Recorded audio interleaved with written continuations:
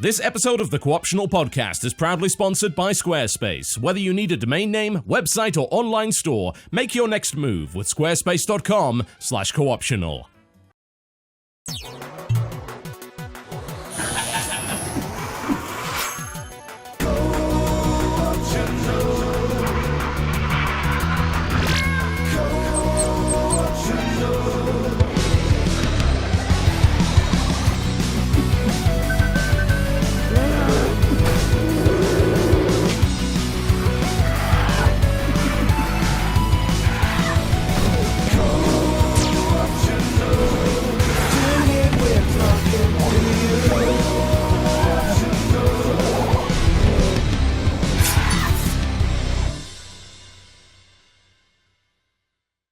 Hello, everybody. Welcome to the podcast. Gotcha, Doogs. Hi, everyone. Goodness gracious. That was great.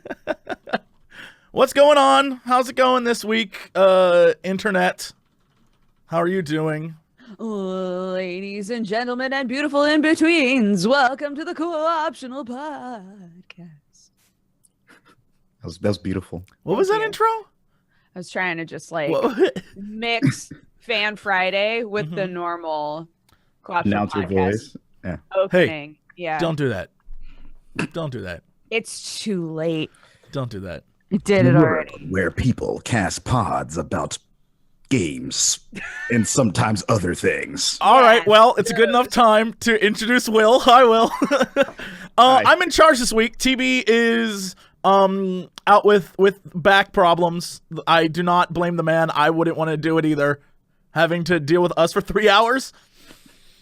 Literally I wouldn't carrying do this it. whole podcast on his back. Yeah. So instead, I'm in charge this week, and I said, screw it. I'm going to bring my friend Will on. Black Oni on Twitch. His actual name on YouTube, crazy, which is like, Yeah. how'd that happen? So, I mean, I could very quickly just like talk about that. Yeah, tell us about yourself. For people who don't, hold on. For people who It don't was know. yours. I saw that mug and I was like, what a cool mug. I wonder whose drink that is. Mm-hmm. It was me. Now you know which one to So, tell us about your life, William. So Yes, about my life, my name is actually not William.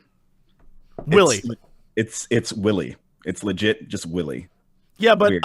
William. Like on your birth certificate, it says Willie. Absolutely. Awesome. What about More. William? More details. So my bill comes in for National Grid that says William. I never put it on there, but it's there. It's okay. I have one of my banks. I have two banks. That's one of my banks. Several banks. My many banks. No, one is Right. business and one is personal. One of them has my birthday wrong. And every year I'm reminded when I try to log in to like look at stuff that like I probably should change that. And every time I don't. Mm-hmm. So, that's cool. Maybe it's a little reminder, a little nudge there. Yeah, that's cool. One of my banks. Yeah. You know me, my Cayman Islands account that I have. Yes. What can I say? Me and all the other trust fund babies. Sure accounts. Yes. One of my other trust fund babies. Yeah. All right, anyway, Raw already. Will, back to you, sir. Sorry, I'm interrupting Yes, you. no, we're good. I wanted to use Black Oni. I didn't have that as a brand for a long time until like maybe a year or two after I made YouTube. It's like, oh, I'll just change to Black Oni because like You obviously created YouTube? God, I'm here with some stars. Mhm. Jesus Christ. You don't know this, I've got- but he was there. He was ground floor. Oh my Created God. it. ground floor in high school and everything. I was a genius. Mm-hmm.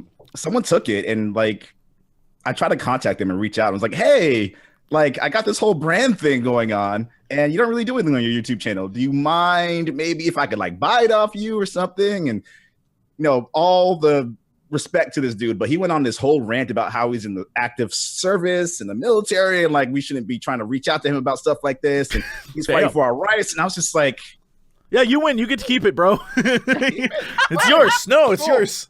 it's fine. Yeah. So it's just Will Wiggins. All right. Yeah. But Big on deal. Twitch, it's Black Oni. Yes. Yeah. On Twitter, it's Black Oni. On Facebook, Black Oni. On all the other stuff. So, what do you do most? Is it mostly Twitch stuff? Yeah, it's mostly Twitch stuff. I have a YouTube account. I haven't really uploaded anything to it for a while. Cool. Most of it So has to- what you're seeing on your screen right now, utterly useless. Congratulations. it's not useless. I still will continue. Utterly, totally useless. Completely useless. In between streaming, in between working on a comic book, in between making videos and working full time and trying to have a relationship, that's one of the things I had to put to the side. All right. Well, tell us about the comic book. I mean, you're here, and you're probably saying, Jesse, it seems like you're stalling for some reason. What could it be? I have to upgrade to the premium version of Zoom, or else this conference call shuts down in 10 minutes. So, So tell us about, keep talking. the comic book. Yeah, sure. So the comic book is called Anikata. It means from Mother Earth, essentially. It is a post-apocalyptic story. It takes place very far in the future. People don't know exactly how far into the future. They know that there was an old world and there's a new world now that they live in. And there's a lot of information in between that they just don't have. And the story revolves around what people will do to get knowledge, truth, and power. They're all interchangeable. And the relics, in many cases, have magical properties. They're catalysts for increasing people's abilities to do things. But they also tell the story of what happened in the old world. So it's kind of a reinforcement of the idea of knowledge and language holding power in our everyday lives. And some of the things that we may take for granted, like, a cell phone, for example, can help tell the story in the future of what our daily lives were like. I see. Yeah. So that's the basic format that we're going with, but I'm doing a lot of stuff for it right now. That's awesome, though. Baby. Yeah, each of us, we all have our own talents. Dodger sells coffee. Will, you're making a comic book, and Sorry, I got a pop-up that said that you upgraded the call. Yeah, I do. I was going to not. You're right. I do sell coffee. Yeah. All right. Now I can get back to it. Call upgraded. Okay. Yeah. You sell coffee. Was comic book, and I Monster Prom, April 27th, coming to you. Everyone go buy that game. It's going to be great. It is going to be great. It's going to be so good. And I'm not saying someone's voice is in it who is in this call, but it ain't me. I don't think it's me either. What? It's definitely you. Oh. It's definitely you. I was like, am I in it and don't know it? Like, what the fuck? What? Also, I'm in it too. Technically, there's only one of us in this call who isn't in it, but the guy out. I'm just saying. I mean, yes, that's true. Yeah. So there's a lot in that game to love, except for Will. Yeah, that'll be the DLC. Don't worry about it. Yeah. All right. Anyway, Also, yeah. before we get into normal podcasty stuff, today's episode of the Co-optional podcast is brought to you by Squarespace. Hey, thank you for reminding everyone that is the truth. Squarespace.com/co-optional. It's a really good ad at some point. Oh, Lord, sweet Jesus. There's going to be an ad at some point during this podcast that is Dodger and Jesse approved. Yeah, absolutely. 100%. Mm-hmm. No shame on my face. Zero shame. We had a lot of fun making that. We did. Yeah. I felt like, it felt like when you imagine like a voice acting cast for like a game gets together and they actually have them in the same room recording a scene rather than like in booths next to each other. We played off each other so well, I feel. We did. We were so good. Yeah. I know. Oh my gosh. It's like you know each other. Professionals. Yeah, it's like I could bang on the wall and you'd hear it. Nope, don't. What was Don't. Oh, fuck. No, all right. I'm not going to bang on the wall. It's a lot of work. Yeah, then we get like a guy upstairs being like, "Damn kids, causing trouble. Get off my lawn." We had that guy. Because I worked from home for so long, I had to explain what was happening in this office while the ceilings were getting fixed for like just over and over and over again. there was a fantastic day where Jesse was really furious at a game, and a guy came downstairs and was like, "There is a person in here yelling obscenities, and I'm trying to conduct business." It was You missed the time before that when we were recording at your Illuminati podcast. I was like, literally like, "You're full of shit. There's no such thing as skinwalkers." And the guy comes out there and he's like, you're talking about like aliens or something? What are you talking about? And I'm like, "They're not real. That stuff's not real." I was like, and he's like, getting invested. he was so mad because he was like, "I'm trying to conduct. First off, it's a Saturday. Go home, spend time with your kids." He's like, "I'm trying to conduct business, and you're talking about aliens or something." And I'm like, "I don't know what to tell you, bro. I'm doing a podcast." Yeah. So to the credit of all of the sweet boys who work here, they were all really quick to be like, "We're trying to conduct business too, my dude. That's our business." So I don't know we're fixing it. I don't know what to tell you though. yeah, we're trying to fix it, Like, man. way to stand up for us. Yeah, that's nice. That's really nice. Yeah. All right, let's jump into this full force podcast mode. All right, so games. Actually, you know what? Before we jump into games, let's jump into like Movies. the movie about games. I knew. Have I you knew that we guys were have you gonna guys talk about seen Ready Player One yet? Yes, I think that you hated it. Putting it kindly, yes, yes. Really? I did not enjoy that movie. And Dodger, you had like a it was fun kind of thing. Yeah, both Sam and I, neither of us have like read the book. We just knew what we had seen from trailers, and we thought that it looked nice, and the references like weren't. I know that for you, you said that the references started to be exhausting. They were they just like- became overwhelming. There was a moment. Hold on. I'm going to do this.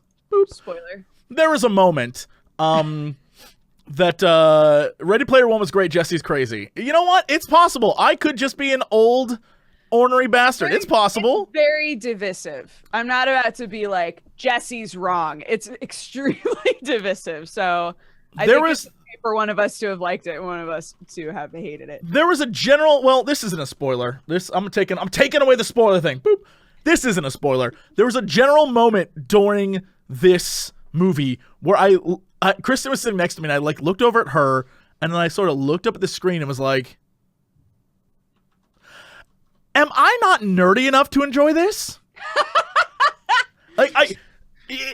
There was like a moment, like a wave of just like, I don't remember what scene it was in. It's probably one of the many scenes where numerous geeks were gathered around like comic books and like we have to figure out what the like key is to unlocking, and they're like, "Well, obviously it's this." And he's like, "No, because in this game it was this." And I was just like, I may not be nerdy enough for this. This may be too fucking nerdy for me. I literally couldn't I was just like, okay. But anyway, I'm going to let you now, spoiler will come on. I'm going to let you know the exact moment I was like, oof. You want me to put now discussing? Here, I'll put now discussing. Now discussing. Spoiler. No, that's Ready properties. Player One spoilers. Yeah, I'll do this. Ready Player One. Okay, done. It says Black Oni is our guest. Yeah, I had prepared and then forgot to put that up there. I mean, it's not lying. There we go. Yeah, now There we're we good. go. Okay. What? Kristen told me the title still says Mathis, but there's nothing I can do about that. God bless. I'll be Mathis for the day. Don't worry about it. Yeah, you can be your Mathis. You're a Mathis. You look the same. So basically, there came a point at the very beginning of the movie where, as I started to see all the different, I don't know, like 80s references and all the different references and stuff, that they then started throwing in like random Activision things, where I was like, oh, Activision must have paid a lot of money to be in this movie. And then there comes a moment where one of the characters, not a main character, but like a side character, his avatar is very specific. It is, I was about to say Blizz Heroes. Heroes of the Storm, Jim Raynor, American variant skin. The most complete and that's his thing. He's like in this giant armor and it's painted I was like, oh my god, that is a very specific reference. Like, Right. very specific. And then I started to see Tracer pop over. I was like, oh, interesting. And then there's like some Halo stuff. I'm like, like, okay. So I'm very curious because there was that, and then there was the rest of the movie, which was like 80s references and references to older things and to like older anime and to older and it was one of those things where it's like the things that stand out, you notice. You're like, oh, that is a newer reference compared to the older references. We're like, oh, the DeLorean, that's cute. Yeah, I am. It's not bad. It's just like was jarring in context of what was going on. I was like, oh, okay. I don't know. I don't know. Looking at it through like VR chat goggles, I was like, I find it totally believable that there's a VR universe that's entirely populated with people who are like, I want to be Jim Raynor. I don't believe that. I don't believe that specific. Like, I want to be Jim Raynor. I don't see that. I see like thing they did. Like, why? Yeah, the thing that I. You feel like if you were in VR, you would want to just like blend in.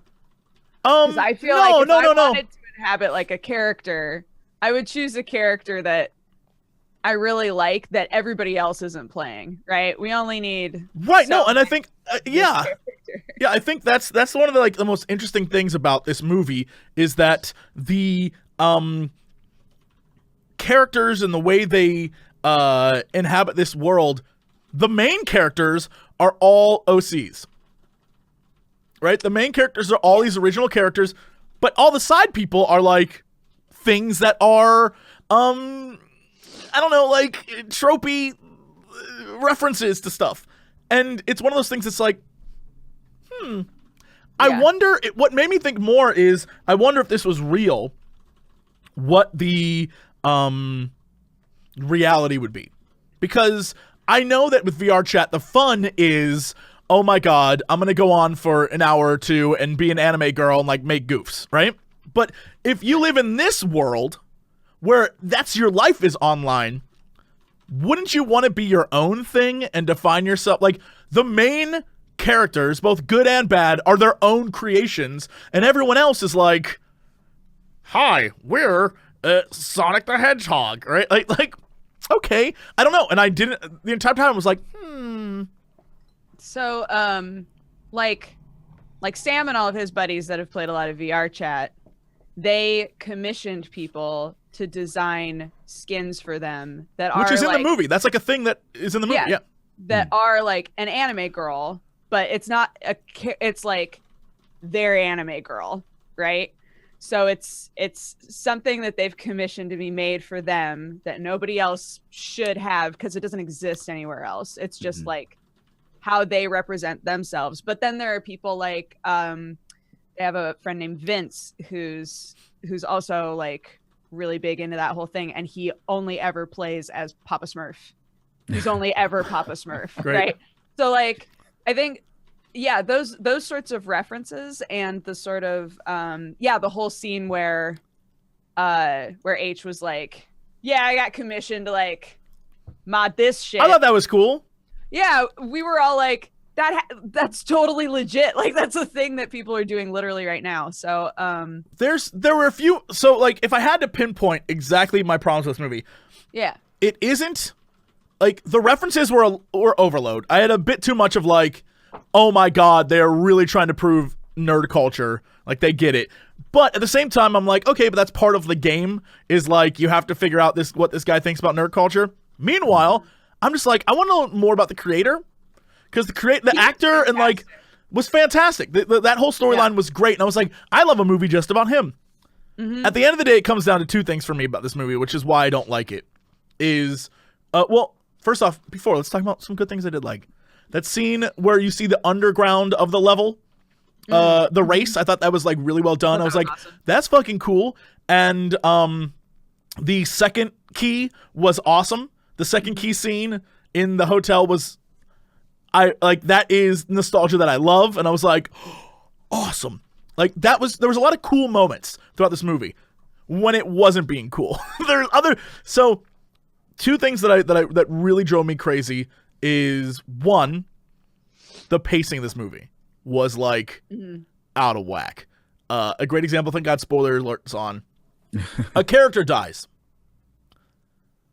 A character sees people die, is then kidnapped. When he wakes up, the first thing he wants to do is kiss a girl. Yeah. It is jarring.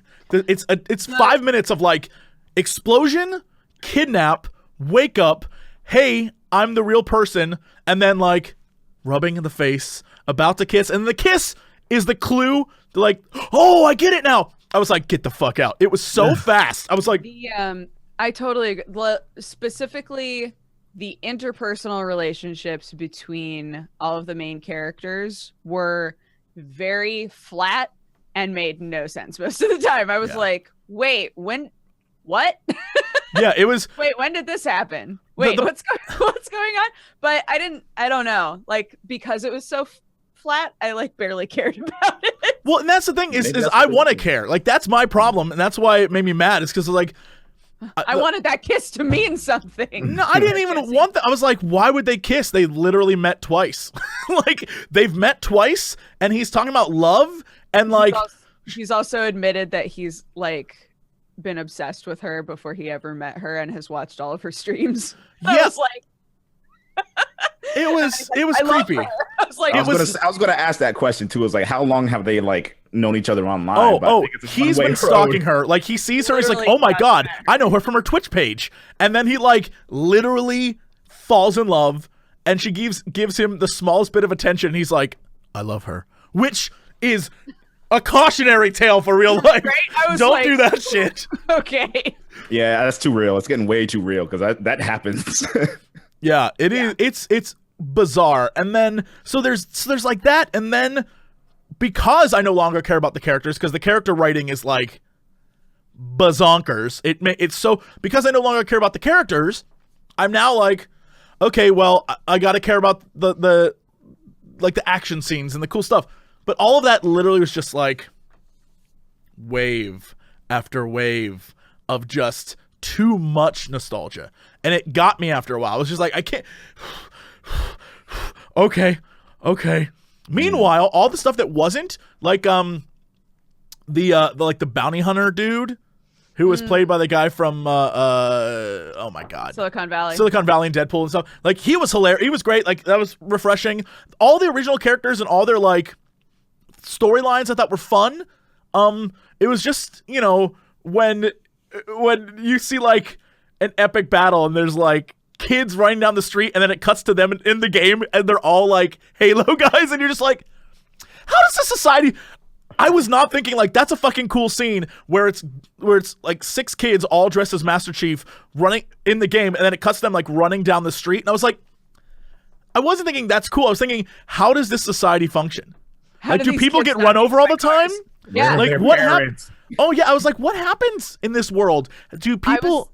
I was also thinking about that because we had already established that the MC had a treadmill that he would use to yeah, at the very beginning, that's how he moved. But then there would be so many scenes of people fighting while standing still, and I was I guess there's different I don't, you know what, fuck it, I don't know. There's different levels of technology, because as we learn, when he buys his super suit, that's I guess how you get off, because the first time he wears it, he goes out to a dance, and the first time the girl's like, can you feel this? And you see a thing go right up his crotch, and you're like, is this the future? Yeah, they're showing signatures of where this girl is touching, and I was like, is that what you would want? Would you want it to be where somebody could just walk in on you with your VR suit on and be like, oh, there's a lot of shit going on right there. I don't know where you're at in VR right now, but you're getting some attention.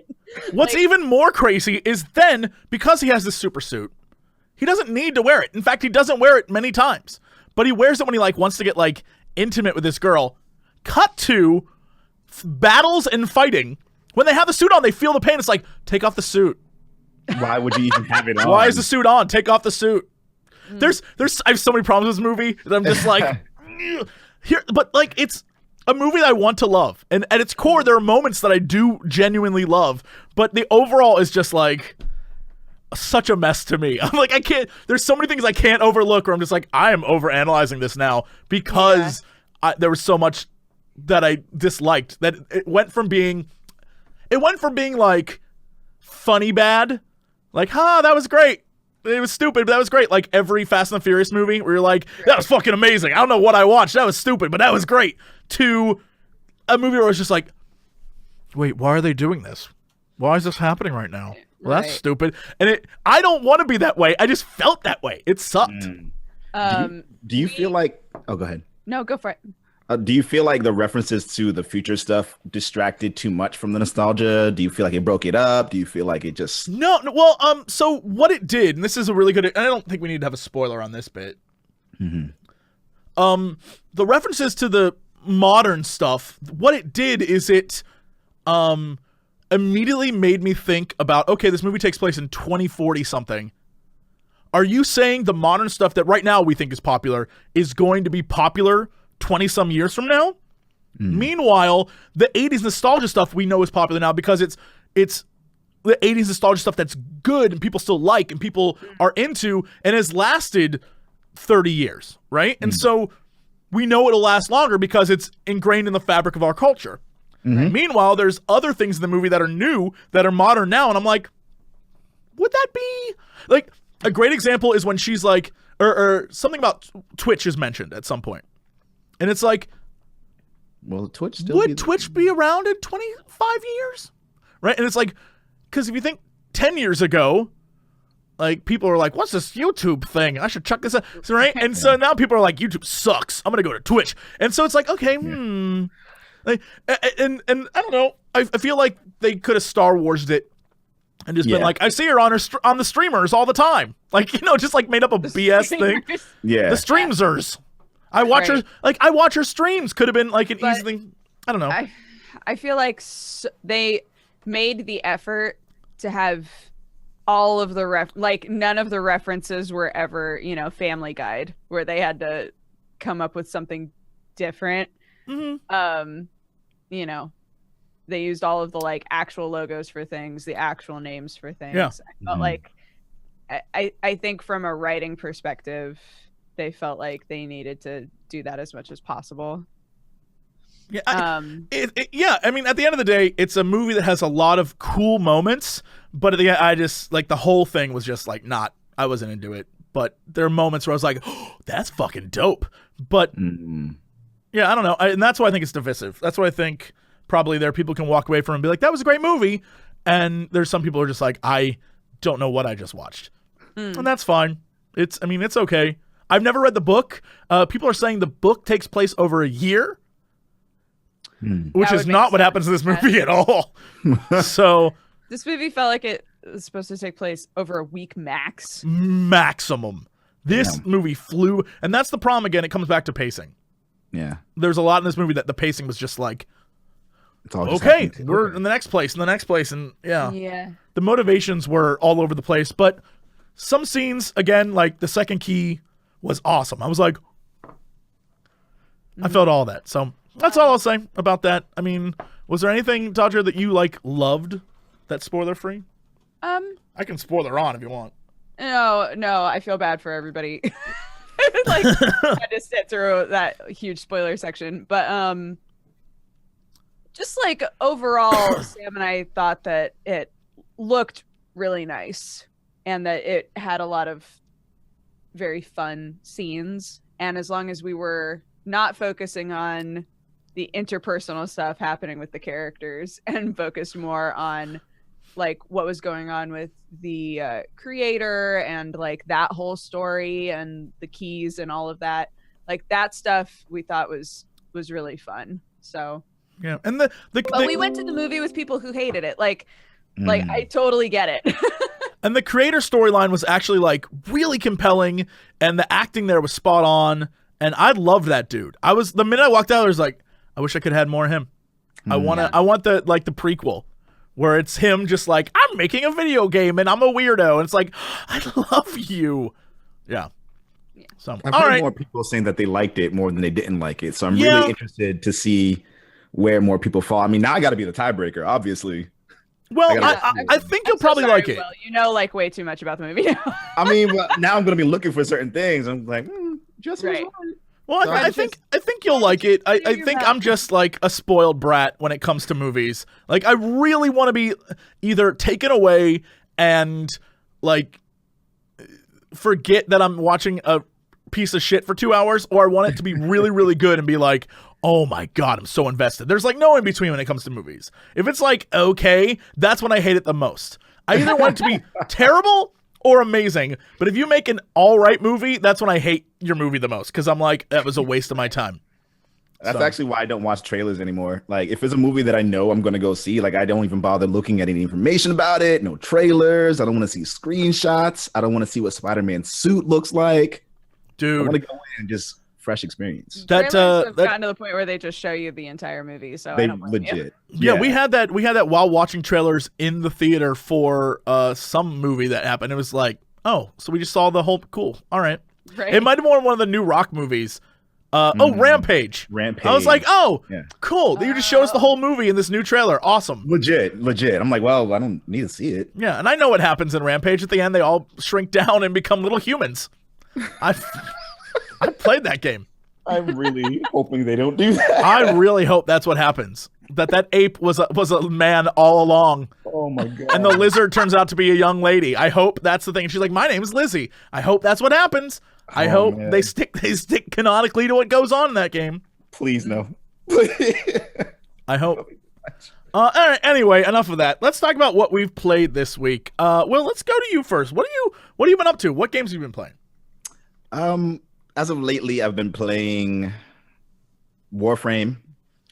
I've really been getting back into that for like the past couple of months. Really enjoying it. What? It seems like a game where people are just jumping on into it now out of nowhere because it's been out forever. It's been out for super long. They did the like big update and a bunch of people jumped on, and now the No Clip documentary has come out, right? Mhm. And a bunch of people have jumped on after watching the doc, I think. A lot of people have been making content about it, especially on YouTube. Been noticing that a lot. And part of it was the Plains of Eidolon, so it was just a different way to experience the game. And then the other part was that the community stayed strong like throughout the entire process. So like once there were people to play, all the other stuff that they've been adding to it, they've been seeing that there's just been this whole host of people within the community just like helping each other out and helping people figure, because like the game doesn't really explain itself that well when it comes with mechanics. You have to really delve in and figure things out, but there's always people around to help you with that, and they're usually like non-toxic. So those are all like elements that I think kind of came together to get people back into it. And the simple fact that they are adding more stuff all the time is just like that much more reason for people to get into it. So for those of us who do not play Warframe, what is the general conceit? Like, besides shooting people and source film porn, what else is this game known for? Fishing. You do ninja fishing in this game. Like how does it? I've never played this game once. All I know is from what I've seen on the internet, when I look it up, it's like the characters in it. Characters ? I don't know. Like aliens boning, and I have no clue what it is. I'm like, what is going on here? It's like a massive loot mob shooter / action hack and slash type of experience. So there's a lot of grinding in it, and there's a lot of like mob killing. And so it's satisfying because you get to see progression of your characters, you level up, you get better weapons. You just basically are in this endless loop of getting better at killing more shit. And there's something satisfying about it because you can, especially for the lower level stuff, you can just get on with some friends and just chat and talk and just be murdering thousands of creatures with Grenier and Corpus and all that stuff. It's good fun. So what is the sort of like loop of it? How many levels are there, or maps, I guess, and like how does it all work?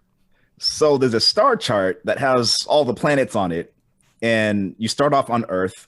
You go through all these different coordinates on the map, and each of these coordinates on the map are procedurally generated. So every time you play them, they're basically different tile sets. So in a general essence, like the game is constantly changing because you're different conditions, different level structure, even if you go to the same place. So there's that. There's leveling up your frames. You go up to level 30, and then once you get to 30, you can equip kind of like a prestige. You can equip a former on it, which kind of resets it, but gives you something called polarity slots, which allows you to have mods on there that go with the slot better, so you can have more stuff for other things. So this is when it starts getting really complicated, because again, they don't really explain that part very well.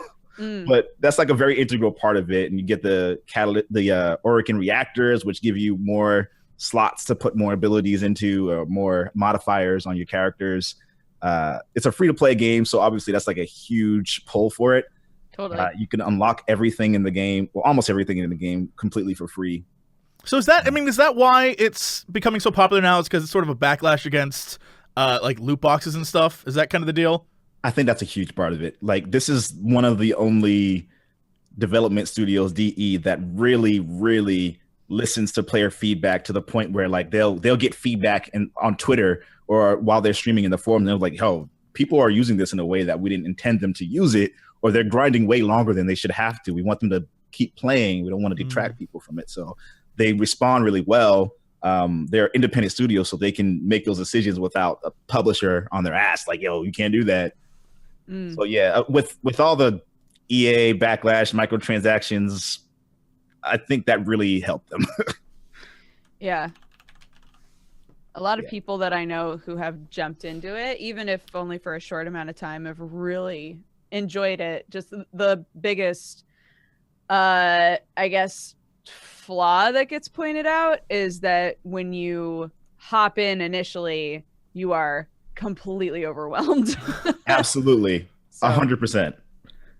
How would you like imagine I joined for the first time to play? How would you get over that? Like, as someone who plays a lot of it, how do you get past that moment? So I played this is go on. Yes.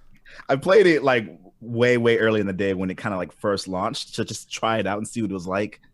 I played it on PS4 for a while, and then I stopped playing it because it was too repetitive, and I was just kind of tired of it. And then I jumped back in, and like they've changed so much of it that like it feels like a fresh experience. But in that way, like I had to relearn so much of the game because it almost all completely changed. So when you're jumping in for the first time, first of all, having the wiki nearby is like vital. You're not going to, you need it. It's not even like a question.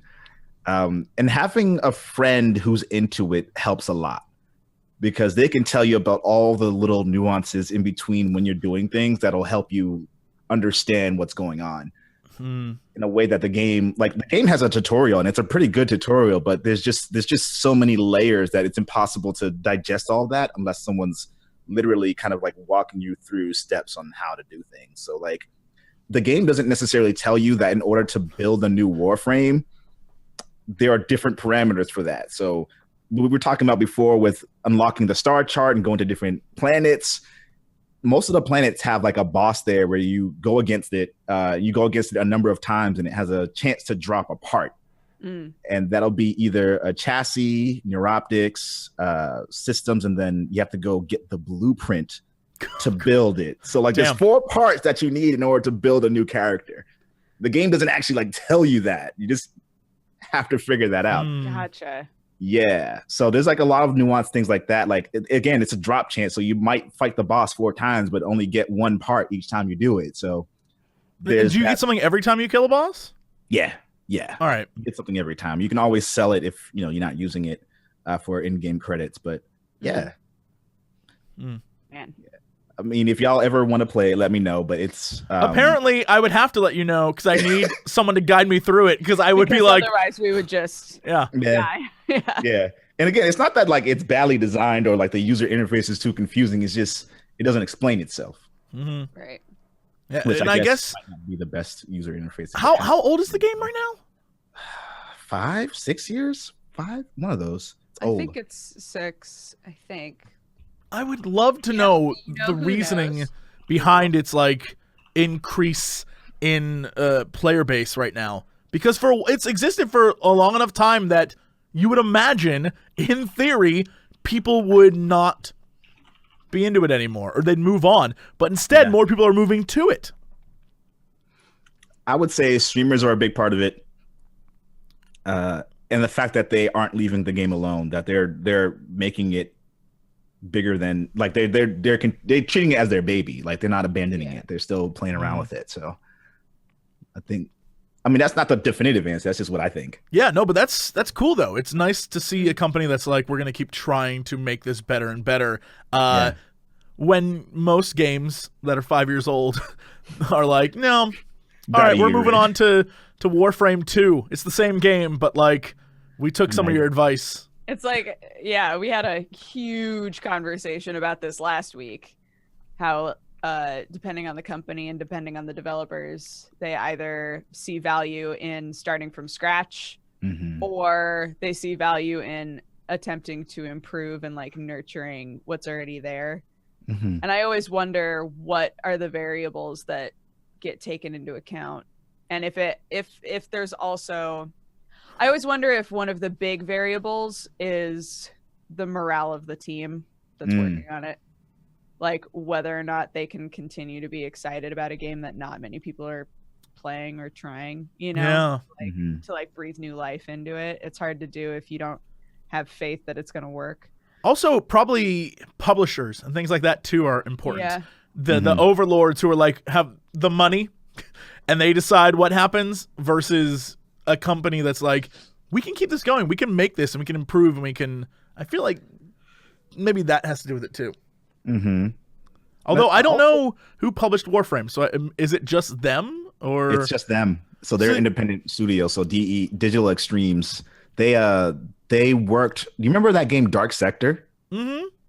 Yeah. So I think the original vision was kind of what Warframe ended up turning into, but they had to make Dark Sector different to appease the publisher.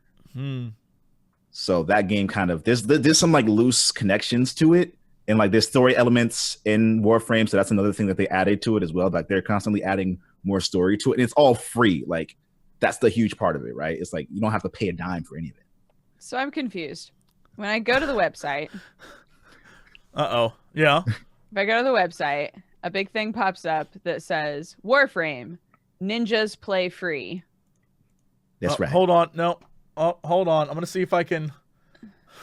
No, I can't do this. I was going to try and do something clever, but warframe.com, is that what it is? Yeah. Yeah. And for me, at least, there was a splash screen that said Warframe, ninjas play free, with a big button that said try free now. God help me. Continue. So so you can pay to not be a ninja? Is that? Well, I'm on it. No. It's okay. That's. I mean, you can pay too to much like information. It's a lot of information. You can pay to unlock stuff early. Some of the prices on here are a little ludicrous. Like I think there's like an $80 package to just like get a prime frame that you can unlock if you just play. And that's But that's you're not a ninja anymore? Man, ninja, please. It is. It's cool looking. Everyone looks super cool. Yeah. In Warframe? Yeah. Yeah. Totally. Every time when Sam was playing it, every time that I would go up to say, hey, how's it going? He would be in a new body. And everybody looked cool. Yeah. Yeah, they did a great job with making all of the characters look and feel different. I mean, you still have like the similar mechanics and stuff like that. You're jumping and wall jumping and climbing, but some of them move differently. Some are faster. Obviously, they look different, and then they have just like completely different abilities. Who is this guy in like a weird hat that ends up changing his face? What is that? Oh, which It's the future. God damn, the future's awesome. Faces. Which thing are you looking There's at? like an old man on the front page, just like an old man who's like, I'm going to look for new face. And he's scrolling through faces, and you're like, okay, good on you, old man. Do what you do. Yeah. That's neat. I love the fact this game is sort of taking off popularity, and mostly because it's the antithesis of all the other games that are coming out there. Like, do you want new stuff? Here's a box. Maybe you'll get it. Maybe it'll be in there. Or there might be a spray.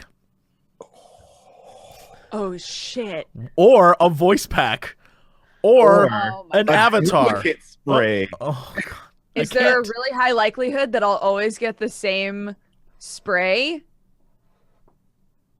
Just for you. Just for you. Just for you. Yeah.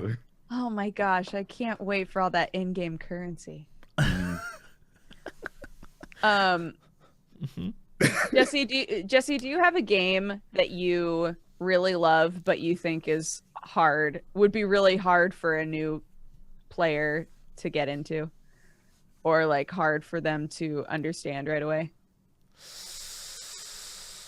Man, a new game or just a game in general? Just a game in general, because like while Will was talking about how you kind of need the wiki open in order to know what the fuck is even going on. Yeah. It reminded me of how literally as much as I love it, every time I play Binding of Isaac, I'm like, I don't remember what any of these fucking items do. Right? Like, it's very rare for me to pick something up and be like, I know exactly what this does. And it's very exciting when I do remember that because there's just so much in there now that most people are just like, just open the wiki. Just like have the wiki open so that you can see all of the items and then you'll know what they do and whether or not you want to pick it up. I'm trying to... I guess, like, is there a game that you really like? Yeah, so I just this is first off, this was a sponsored thing, but I definitely see the potential for fun. So I played Albion Online, and it's very much like an MMO RPG, except it's in the Eve style, where like the economy and everything is based off of like what you create and all that stuff. So the world was fun and it looks cool, but my God, the amount of stuff that's in there is just like X leads to Y, leads to Z, leads to M, leads to... There's like a huge grid with all these things, and it's just like... Is it spreadsheets? Are there spreadsheets? Flow chart? It's not a spreadsheet, but it is a flow chart, and it's like a circle grid. Amazing. So it's kind of like Final Fantasy, where like you have to unlock certain things, like go down.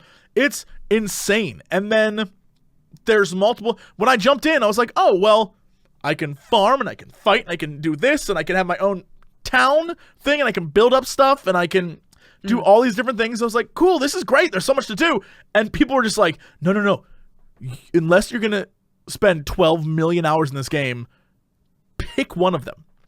Yeah. And I was like, oh, okay. So I started fighting because that was a lot easier until I realized that fighting is just like an Eve, where I believe I was told by one of the guys in the guild I joined in the game, don't take the things you're not willing to lose, I believe is the quote he used. And it's essentially just like, I went out to battle at this one, there was like a tower my guild was trying to take over from this other guild, and we go out to battle, and I was this huge tank, and I had like all this awesome armor, and I was like, let's roll, and I ran in to fight this dude, and a giant laser shot off and like vaporized me.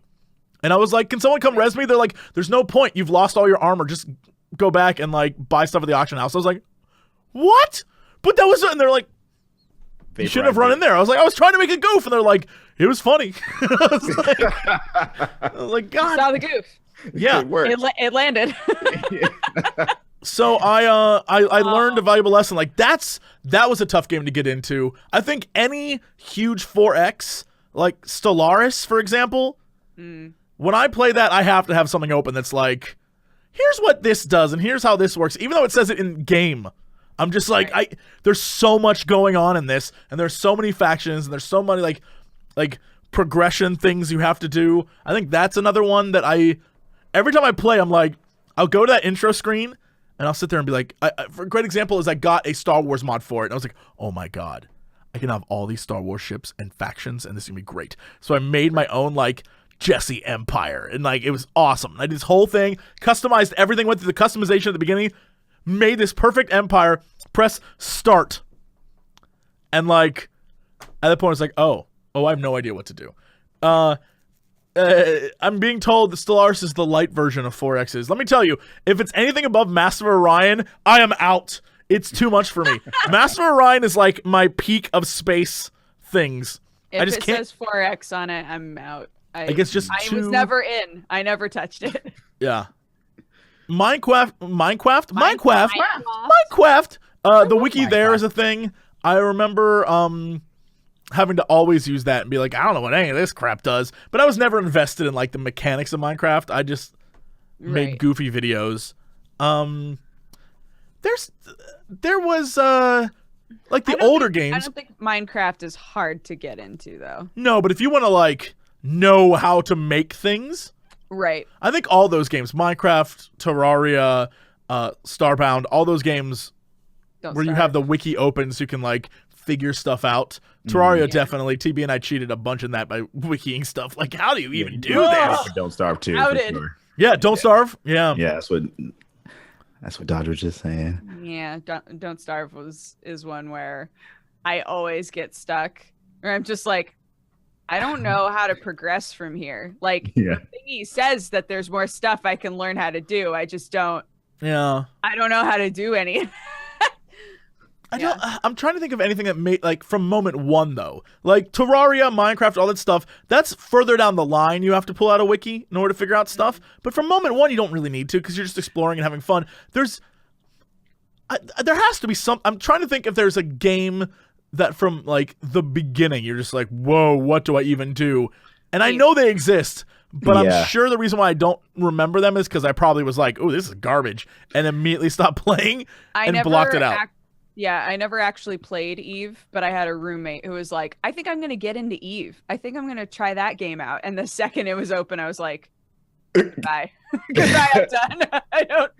This is not the game for me. I'm out. And then you never saw him again. Yeah. I have a few different friends that their usernames are on like that big monument that they have. They have a monument? Yeah, there's an Eve monument that has like every active player. I'm trying to remember what the like specifications were for it. Jesse, do you remember that? Eve? For Eve, they like made that big monument that has all the active usernames. I don't follow Eve unless something happens that's like, yesterday, X Corp destroyed the entire fleet of Zorgoth in a battle that lasted 16 hours. Only 3 people survived, and 18 million real-world dollars were lost. I'm like, oh shit, this is amazing. No other time do I care about Eve. No other time. Yeah, this is it. The Eve monument. There's a name finder to help you find where your name is on it. Oh my god. It's in Reykjavik. What? It's a real monument? Like That's crazy. It's in real life. Yeah. That's that's pretty cool. You know how I know about Eve? Do you remember that girl who worked at Maker, who was one of the like Lauren. Yeah, Lauren, one of the like support people name there. Is on this thing. Yeah, that's how I know about all this Eve stuff, because she's like, y'all, let me tell you about the most inconspicuous Eve player who ever lived. This girl was like such a little sweetheart who would just like, all right, guys, so today we're going to do some things in the office. And then you'd be like, so what do you like do for fun? She's like, I play Eve. And you're like, get the fuck out. Yeah. She's like, I go on a murdering rampage on you. I'm like, yeah, she told me she was going on like vacation to Iceland. I was like, why? She's like, Eve, that's what the convention is. I was like, you really are way into this. You're not just like into Eve. You're like into Eve. She is an Eve player. Yeah. She's an Eve head. Whatever. I don't know what they call themselves, but Evian. Yeah, like there's I'm a fan, and then there's I'm going to the convention based on that fan, and she's that, and it blew my mind every time because I'm gonna be real with you. You never see Eve players as real people. There's I imagine they are all in like tubes and or aliens, and they're playing this as a test. You never imagine Eve players as existing in real life because you're like, who are these people? And then when you meet one, you're like a real person. Like, Poke, you're real. It's crazy. Yeah. It says it includes the name of every active player's main character from Eve Online. It's 0.5 meter tall. And if you had an active account at the time that they made it, they looked at your character with the highest number of skill points and then used that name. The monument also honored any players of the game who had passed away. I mean, that's incredible. I am And there's like a digital that you can look at it digitally and find your name. They like made it so that you can like zoom in and find yourself on it. That's just kind of fun. Like that's fascinating to me. There's people in chat realizing they're on the monument. People in chat haven't been to that monument right now. Oh my god. It's fascinating to me that Eve is another one of those games where I'm constantly mesmerized by the fan base and just can't figure out how it's still functioning and how, even though I'm like, ooh, I never play the game, when something happens in it, it becomes the most interesting thing ever. You're like, no, I can't believe Bumblebee 8 would do that to them. You're just like, what a bitch. Oh, it becomes, for a good like 3 days, whenever something crazy happens, you're like, oh no, those bitches. And it's all you care about. Video footage. Yeah, you're like, of the fight. He stayed in that organization for 15 years and then betrayed them, and it was all a plot from the beginning? Those are the stories that blow my mind, where it's legitimately like, I was a spy. I infiltrated. I deleted 5 of their Star Cruisers and tear down their economy from the inside. And I'm like, what? There was an episode of Black Mirror that was like, I think they just modeled it after Eve, and then probably that was it. The spaceship, like space cadet fleet, and brought people's consciousness in. I'm not going to spoil it for anybody, but it was. Oh, was that the newest season? Newest or non? I was at my girlfriend's place and she had it on. I was just like, oh shit, what? It's the weird Star Trek episode. Yeah. I want more. I want more of that. I want more Eve stories. Eve. The problem with Eve is that because everything takes so long. Yeah. It's a while, but when it does happen, you're like, this is the greatest thing that has ever happened. Because I'm gonna let you know, the real world consequences make it better. When you know that someone is truly like, I lost my fortune, you're like, I can't believe that happened. I took all of my child's college money and put it into ships in Eve, and you're like, what? Who told you to do that, though? Yeah, don't do that.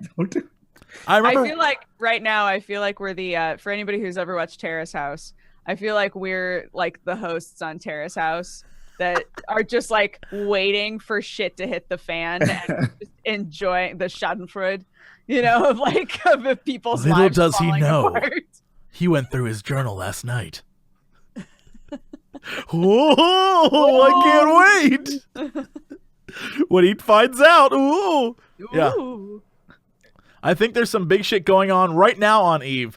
There always is, but I'm gonna wait for the report to come out where it's like some guy on Kotaku is like, yesterday on Eve, some shit went down, and I'm gonna go read that article and be like, we'll read that article and feel involved. It's gonna be great. Yeah, there's always. What I want to know is that, like, if on the server you can just be there as a spectator and just like capture all these moments and just make a compilation of like what happened. Well, people have been doing that. There's a lot of things where they not only show. There's now like a map you can look from the very, very beginning and see how the ebb and flow of factions and like all the different groups have been. There's guys who have kept track of every like major battle. And there's, I think, and I do not know the name of it, and if I did, I would immediately shout them out, but I think there's even a guy who has created, like, a pseudo-history of, like the Space Wars, and done in sort of like a Ken Burns style, like, the documentary. The Great War. Yeah, like that. The great. Oh, great. Well, they need in the background, like, boom, boom, boom, boom, boom, boom, boom, and like, dear mother, the great space war continues. I'll wait for your return. Yeah. Oh my god. That's all right. great. Well, I'm gonna have to actually do something now that involves making an ad work. So, it's so good, guys. God help us all. We're gonna take a little break. Come back, we're going to play some music, and some ads will probably pop up, but most importantly, an ad for Squarespace, who is sponsoring the show today. TB, we miss you. This is the hardest part, is not screwing this up. But every time I do. So bear with me, and let's have some fun. This episode. Nope, that's the wrong thing. Walk right out now. Let's try that again. How did you? Did you? You called it. I goofed. All right, I goofed, and that's fine. It's okay. Let's do this. Don't laugh at me, chat. This is tough. You guys suck. All right. You got this. Today's episode of Co-optional Podcast is brought to you by Squarespace. Whether it's a domain, website, or store, make your next move with Square. Whoa, Dodger, what are you doing? What? Me? I'm doing the Squarespace ad. But that's TV's job. We can't make an ad. Heck yeah, we can. It's all up to us this week, dude. Oh, man. Do you think we can do it? Of course. You know what else we can do? Create a beautiful website with an award-winning template. Oh my, do go on. It's easy to do with Squarespace's all-in-one platform with incredible customer service and a simple domain system. What are you doing? What? I'm winking at the camera. This is only audio. They can't see you wink. Oh, yeah, right. Wink. Start your free trial today at squarespace.com and enter offer code COOPTIONAL to get 10% off your first purchase. Squarespace. Make it. A website. Make a website. That's what they do. Yeah. You're not gonna make pasta on there. Yeah. So. Or you could sell it on your website. Oh, that's true. You could sell pasta. Make it a pasta website. And then send us those nudes.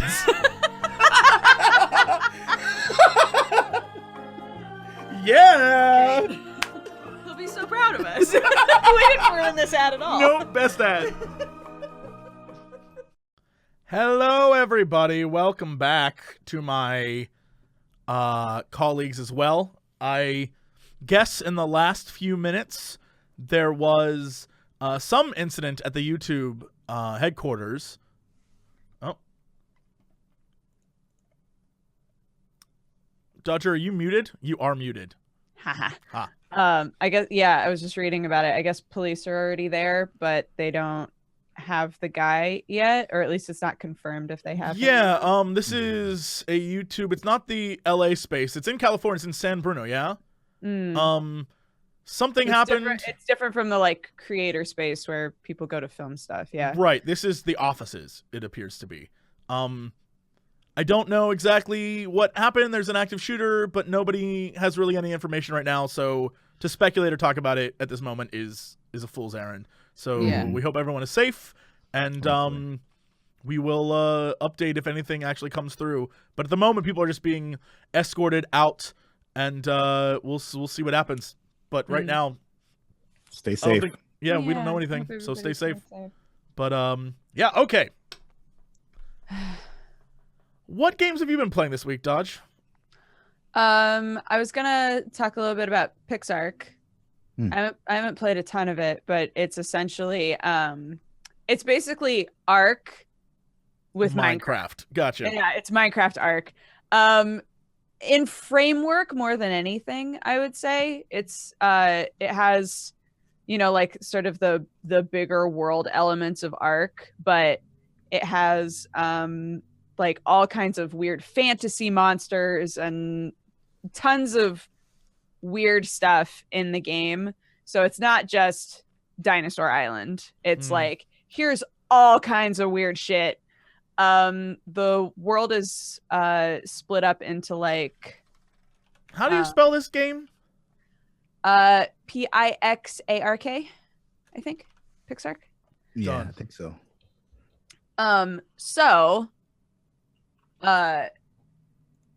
Yeah, I don't know if here's my big thing that I don't understand is how did this get made without the creators of Ark being like, what the fuck is happening? Or were the creators of Ark involved? That was about to say, maybe they did. Can we look that up really quick? Isn't that information we can just look up? Probably. Yeah. I mean, there's an official Twitter for it. There's also an official wiki. Snail Games USA made only another game called Dark and Light. The actual like PixARK logo uses the ARK logo as the ARK part of their name. Can you get away with it because you're not? It's Minecraft and it's ARK, so it's a mix of the two. I feel like the genre of just like crafting, building, like that kind of, it's, you can't. This is a gray area. Yeah, this is interesting. I think things like using the way that actual ARK writes their logo, stuff like that would be very damning to them if there is something fishy going on here. The ARK's developer's parent company published ARK. Studio Wildcard. Yeah, so they bought Studio Wildcard. Okay. So that would explain that. Okay. I think. Do you think So this they're was associated? Do you think this was done to make ARK appeal to a younger audience? Maybe. Shouldn't they finish ARK first? Wow, the biggest of roasts. Damn. I mean, I don't know. I mean, ARK's basically done, right? I haven't played it in a while, so I don't know. But when I did play it, sure it wasn't. You can now beat it. I think Okay. it has like an end. Now, Okay. If I'm right, but That's good. That's good to hear. So yeah, this game it has lots of different biomes. All of the areas that you can port into at the start are like newbie starting areas, and you can tell what everything is on the map by the color of the ground. So if like you looked at the map and you were in an area that's bright green, you know, this is an early starting area. Like this is a safe area for me to be in. The thing that I got very confused about when I was playing last night for the first time is that so pretty much everything that I needed to make needed wood, but no matter what starting area I went to, there were no trees. What? And I was like, what am I? And if you leave the newbie starting area, things just fucking kill you, right? Yes. So it turned out that it was because I was on a high population server. And everyone was just all taking of the trees? were gone. Yeah, everybody had just already taken all of the trees. And I was like, so how long, if I was a more patient person, right, and hadn't just been like, you know what, fuck it, I'm going to venture off into the area where there's dangerous shit and see if I can find some trees. How long would it have taken for, like, does every server, you know, like repopulate that kind of stuff every, like, a specific number of hours? I'm waiting for you to be like 5 days. Right. No, because I was talking with Sam about it, and he said the server that I was on should have been 6 hours. And I was like, I would have had to wait there for potentially 6 hours for trees to show up. Is it that way on every server? It's just, I was very surprised at that. That's crazy though, that trees are just like gone. Just vanish. Yeah. Just like all gone. Although that is deforestation, let me tell you. That's what's wrong. They can't just grow back. They can't. You gotta plant those trees. If I was playing that game and I saw people like you come in, I would become like the Johnny Appleseed of that game, and I go around and plant trees for the newbies. I'd be like, here you go, have trees. And I'd be like, apple trees for all. They call me Jesse Appleseed. Jesse Pixelseed is what they call me. Jesse Pixelseed. Can you do that in the game? Can you plant seeds, or do they just have to grow on their own? I do not know. I know that in ARK you can have a farm. Yes. So you can probably have a farm in PixARK. I hope so. I'm only level like 9, something like that. And the only way that I got to level 9 is because I hit a point mentally where I was like, you know what, I'm just gonna dig forever. And so I just kept like harvesting things and digging, and you know, I have like 1 million flint now. and so the game was like, you're doing something, level up. Fine. So I know how to make all kinds of like materials. I know how to make a whole house. Have yet to put any of it into practice. A whole house. A whole house. Damn. I know. Not even a quarter house. I need to check this game out. I've been wanting to check it out, but I like. Do you want to play it together? Sure, if you want to like show me the ropes on how to do it, yeah. I don't know the ropes, but we can figure out the I have ropes. zero together. ropes. We can play it when I get back from PAX, and I'll be like, Okay, teach me sounds the good. ways. You can wiki it. Yeah. I've been hearing about it a lot. Yeah. Yeah, it seems Zion again. Normally in a game like this, where it's that kind of concept of survival through building on past knowledge, right? Like you learn how to make simple things, but then those simple things help you make bigger things, and then those things help you make bigger things, right? There's always a point where I'm just like, I'm stuck, and I don't know why I'm stuck, you know? Right. So And yeah, the wiki. I That's like why this. you get the wiki. It's the wiki. Yeah, full circle. So, I like the look of this just because the look of it is so simple, that everything else, I'm just like, I don't need to focus on this shit. I'm not gonna like accidentally start clipping through bushes. The bushes are squares. Right. So, like, Fair. yeah. Do you prefer this to regular Ark? When I played Ark, I created a giant dodo farm, and I captured all of the dodos, and I put them on my giant dodo farm. And then because it was an RP server, a police officer came to my house and asked if I had a permit to have a dodo farm, and I faked it and handed him a blank piece of paper and said, "Yep, I sure do." And he goes, "Yep, checks out," and he left. And that was the highlight of my Ark experience. So That's incredible. I mean, to be fair, that's pretty amazing. Yeah, that's a great experience. That's so at great. the same time that I was hoarding dodos, my husband and all of his friends were role playing as mermaids. So there was a lot going on in Ark that was great. What? I didn't know you could be a mermaid in that game. Yeah, I didn't know that was. You can max out how long you can be underwater. Mermaids. Fair. Yeah. It's good shit. All I know is the stories of those guys when they're like, because I'm not into these open world sort of go around and live your life games. Right. But dear God, when I hear stories, I am super jealous that I wasn't there for it. I would have bored 99% of the time, but that one story we're like, man, it's like Eve. Yeah, it's like I'm so mad I missed out. The time they like captured a man and then like put him in a pit. If I was the player they captured and put in a pit, why wouldn't you just log off? The guy was like, please let me out. I would be like, a lot of them just like role play through being kidnapped, and I'm like, Yep. I'd be like, I'm gonna leave. This isn't fun. Log out. And people are just like, please release me. And a lot of these games are based on, the only way that you would respawn where you were is if there was a bedroll there, right? If you had laid down on a bedroll, and it's like, those motherfuckers didn't give you a bedroll. They put you in a cage. You can just leave. Right. But they commit so hard to the RP. It's incredible. This stuff's so dumb. Yeah.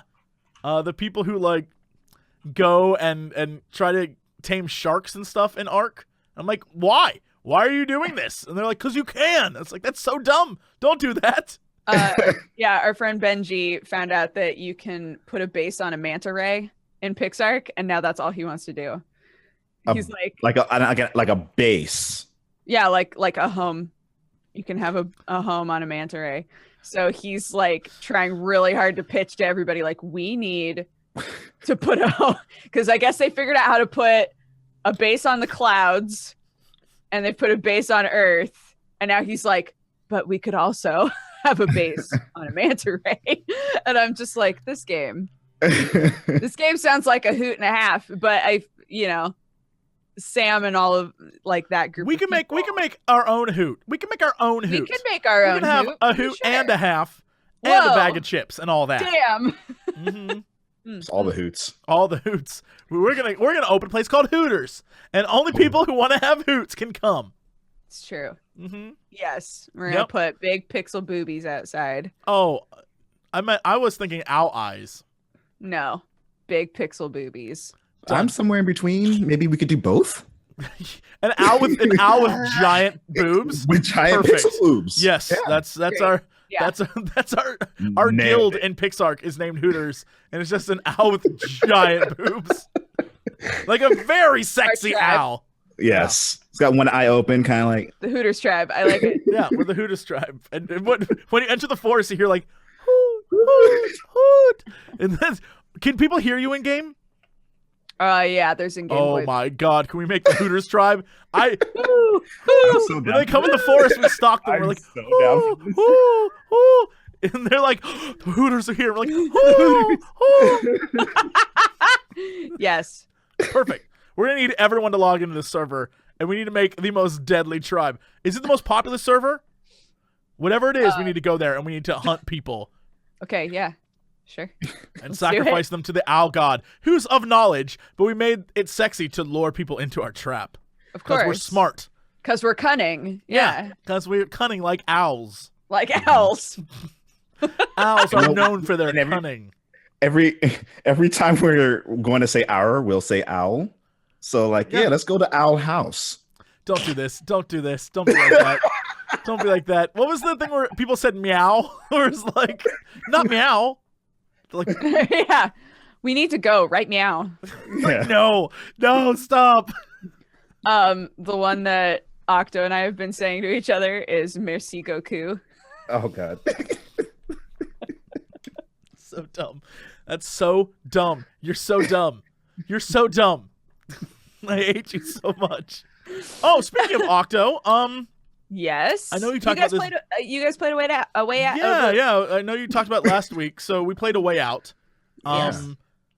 A Way Out is a game that I'm glad you didn't mention what happens in it.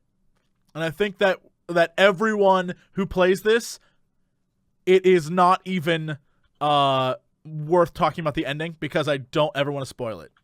The ending is like an entirely different experience that I was just like, oh, okay. I have issues with some of the ending, but I'm fine with it. I thought it was a fantastic game. But- Yeah, there are multiple endings to it.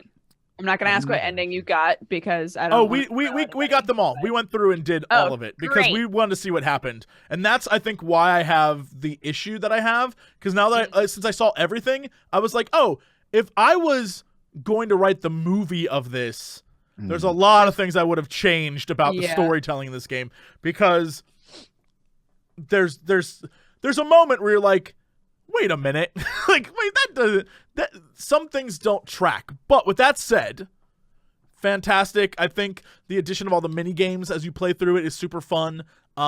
The buddy aspect of the way they tell the story and the split screen and how you have to do stuff to. I had a lot of fun. I had a lot of fun with this game. I do have a theory though. It is a game theory, and not a spoiler theory. Okay. So during this game, I've talked to a lot of people about this. Doctor, who did you play? I didn't play it. Oh, didn't you? I Who w- played it last week? I feel like it was total.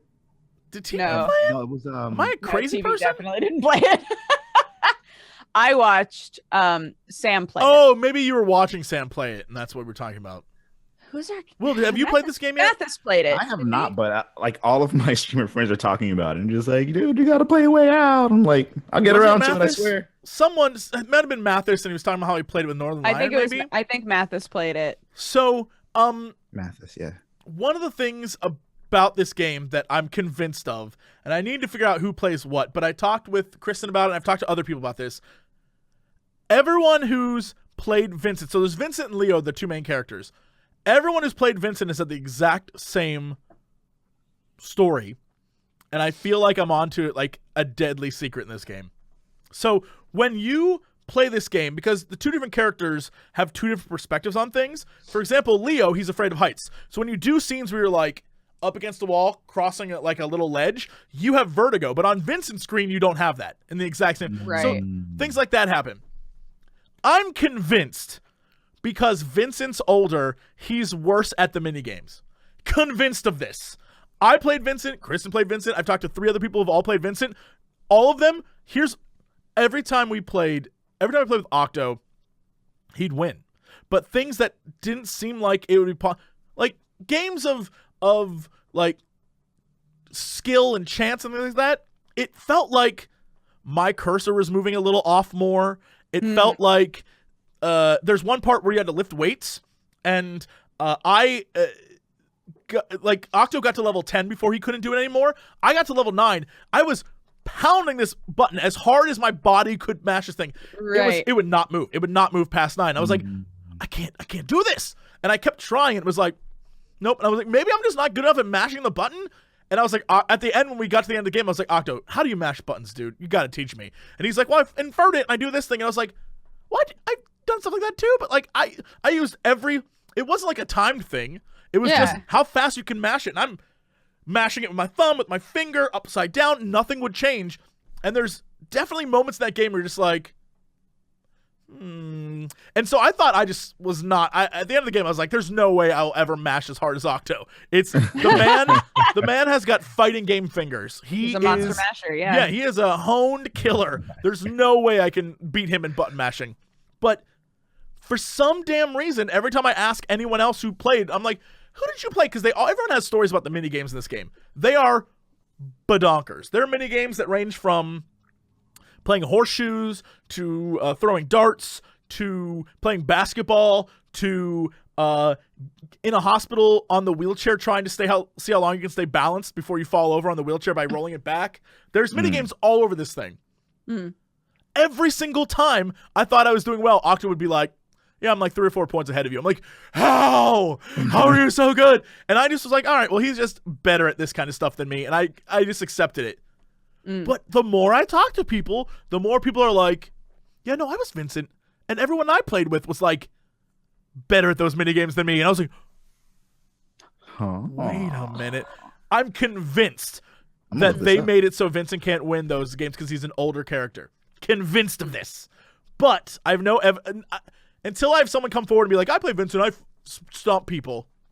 I just don't know. But I think that's kind of cool because the way the game works is both players experience things a little bit differently depending on who you play based on what is going on in the scene. So there's some times where another great example of why I think this is true is that in many moments, Vincent's way out of things is talking his way out or hiding. And Leo's thing is he fights constantly. He's constantly fighting dudes. So it's like, maybe there's something to this. I don't know. I could be just out in the weeds, but I truly was like, so. It's an interesting theory. Thank you. It's a game theory. Yeah. Yeah. Yeah. Call me Matt. Call me Mr. Pat. We'll make an episode on it. Is old man Vincent slower than Leo? Yeah. Matthew Patthew can tell you. Matthew Patthew. Well, no. But we have to make it like, catchy. Like, do old people suck? And that'll get views. I'm looking now to see if there's anything. And then a picture of an old man like, oh. Yeah. Yeah. And it can be like elders react to this video. We can get a whole thing going. A whole YouTube cycle. It'll be great. I love it. Yeah. Other than that, it's genuinely a fun game. It's a game that I expected to be silly in the way that a David Cage game would be, but was done in a way that you genuinely foster like, oh, we're like two good friends in this game. That's cool. And yeah, and the game takes it from there.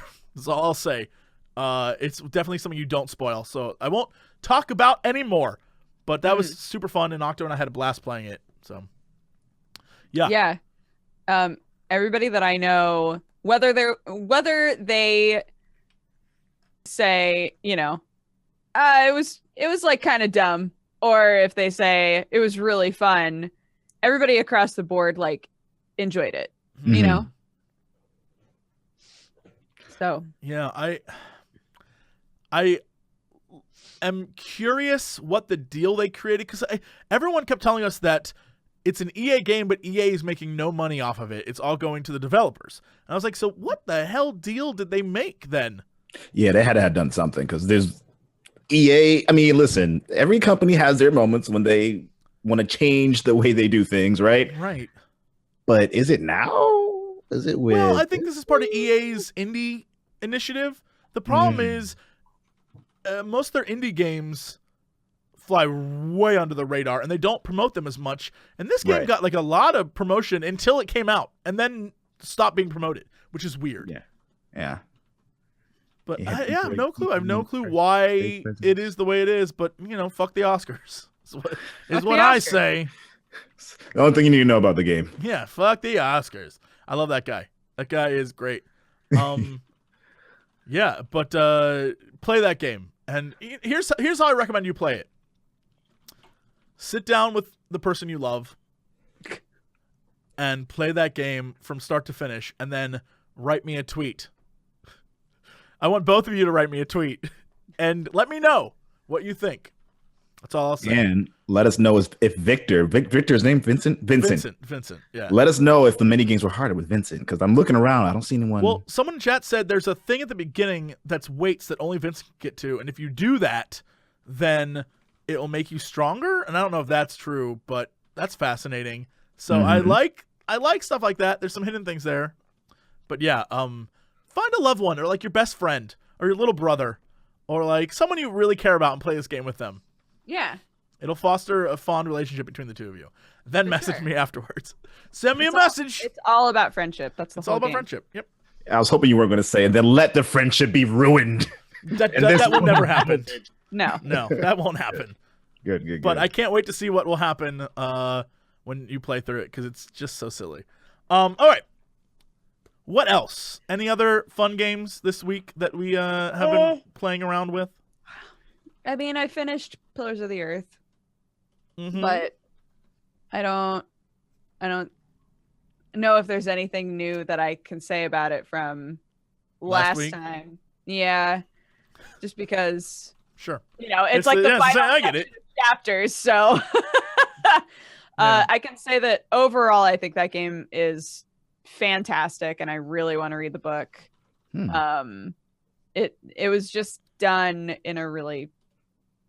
I don't know. Well, let's just set this up for people who are new to the whole idea of Pillars of Earth. It is a game that is based off a series of books that are very, very popular. To the point where, again, as we discovered, it's one of the most popular European books ever. Like under the Bible, like it is one of the top selling books, which is crazy because I've never heard of it. I've never heard of it. And so imagine Game of Thrones, but without the magic and dragons. It is pretty much the best way to describe it. So it revolves around a small town that's trying to rebuild their cathedral.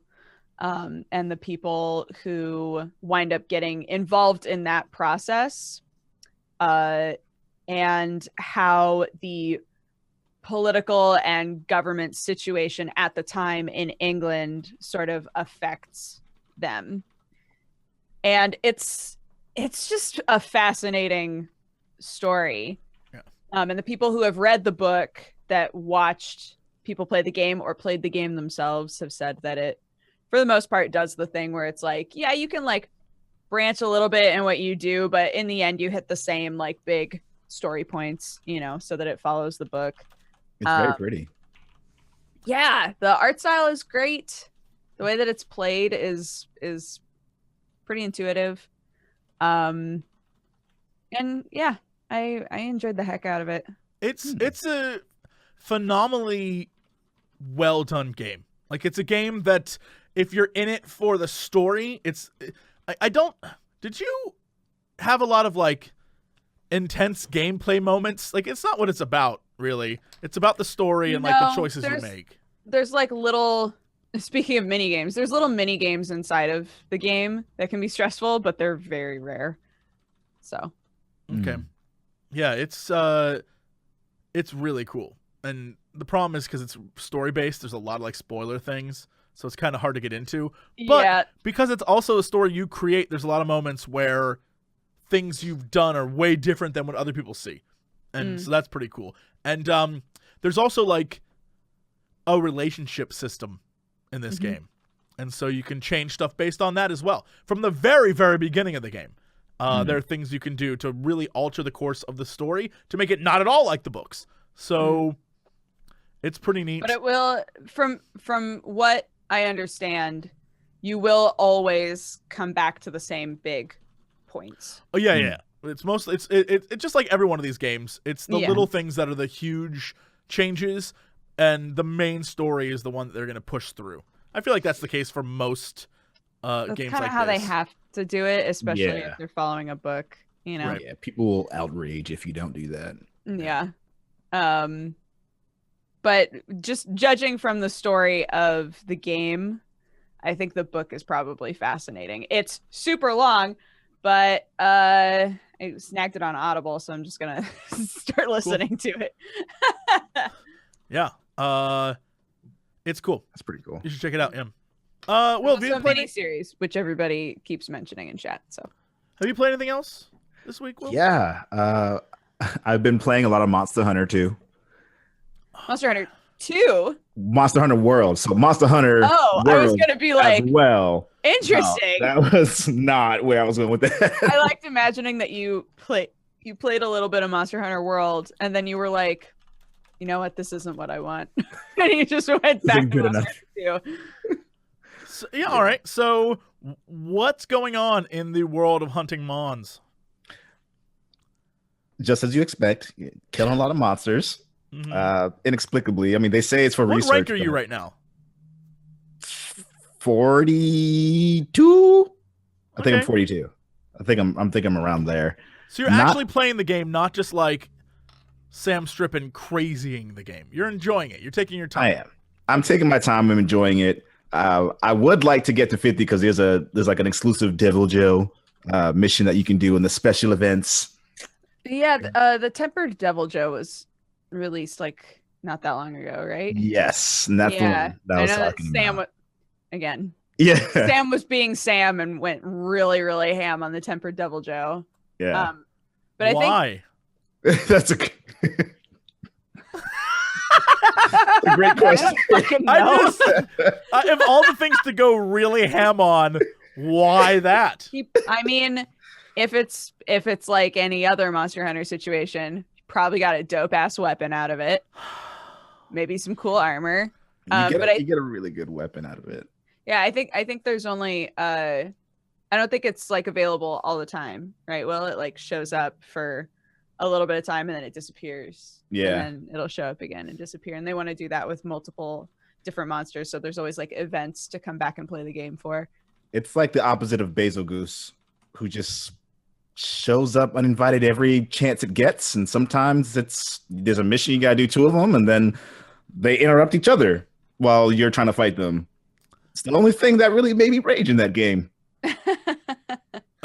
Yeah, no, I haven't played since the great Bailoying of 2018, in which I spent an entire day trying to get 1 gem, literally a day, and I was like, well, I don't need to play this anymore. I haven't played since. You can't buy gems, right? You have to get gems. You can what's that called? Not craft, but you can melt gems.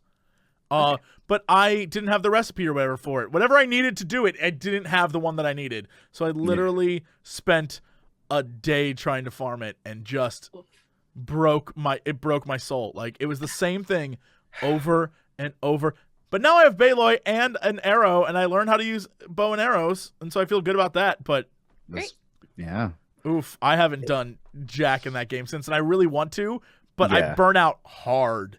When I was done, I was really like, really easy to burn out with it. Ooh, yeah. I don't. My favorite thing to watch people do was when they put the Hadouken in the game, and then people would go up to a sleeping monster and put barrels all around it, and then because the Hadouken does like 1 point of damage, it's nothing. Yeah, but they would like Hadouken the like bomb barrels, and then the barrels would explode. Yeah. For some reason, very satisfying. It's a shame that it doesn't do any damage. It's like, I know. It's why? odd that it doesn't. Yeah.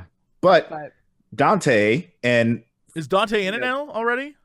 Coming. I don't know if he's not in it yet, but coming. And I'm super excited about that. Like, really want to see how the mechanics are going to work with... Because I don't remember if they said it was a switch axe that you're going to be using instead of a... I don't know, longsword. I don't remember what weapon that you're using with his. Well, a longsword would be Virgil, please.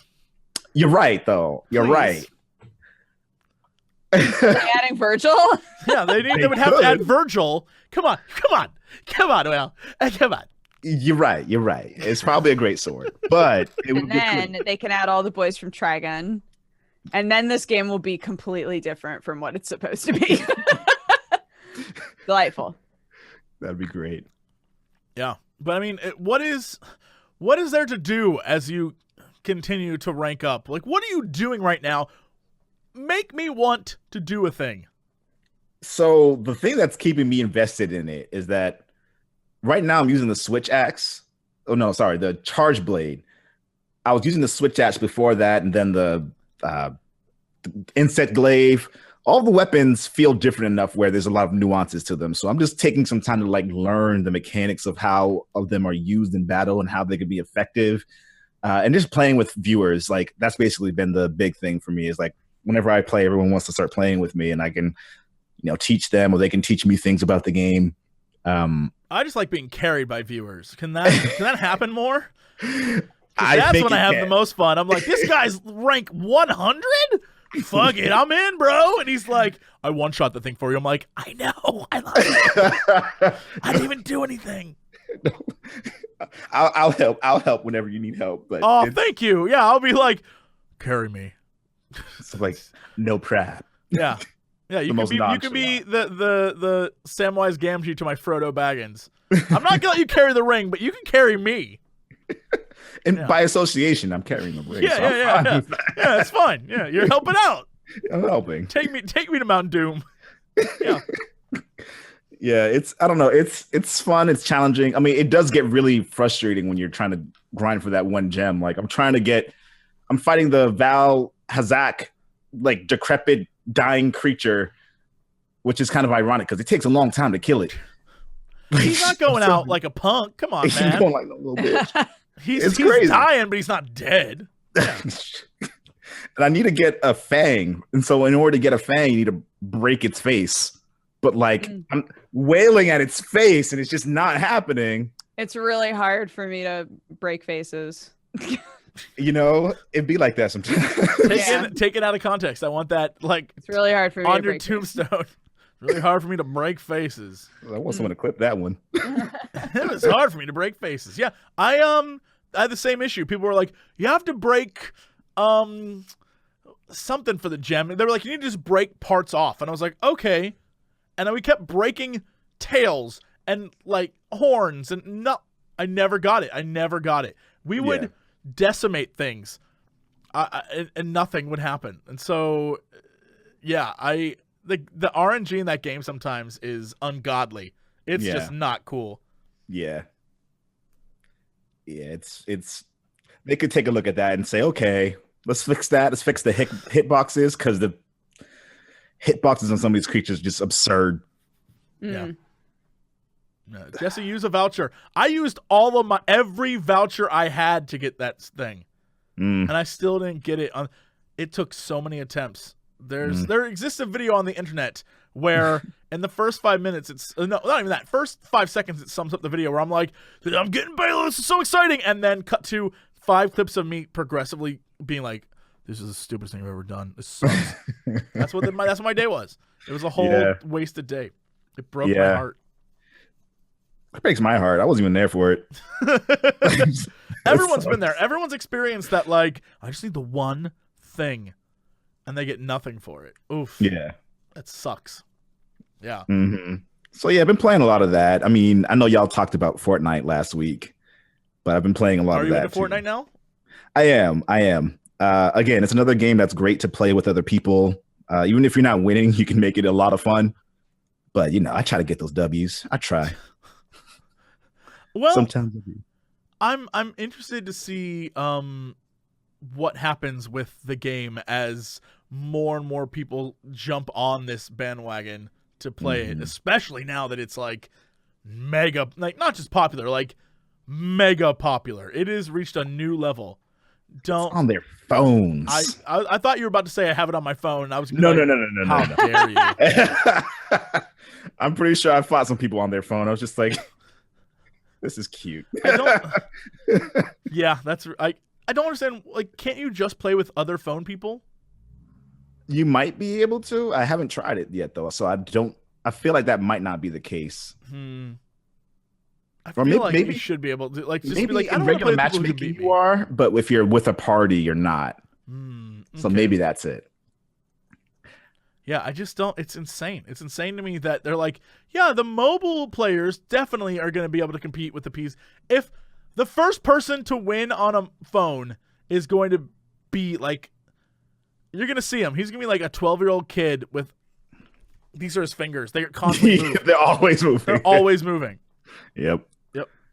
Yeah, I feel like that's the case. And like, it's really interesting too. A lot of people don't know about the Save the World edition where you have the co-op aspect. So I think once they do push that out now, so like it is going to be free, but it isn't yet.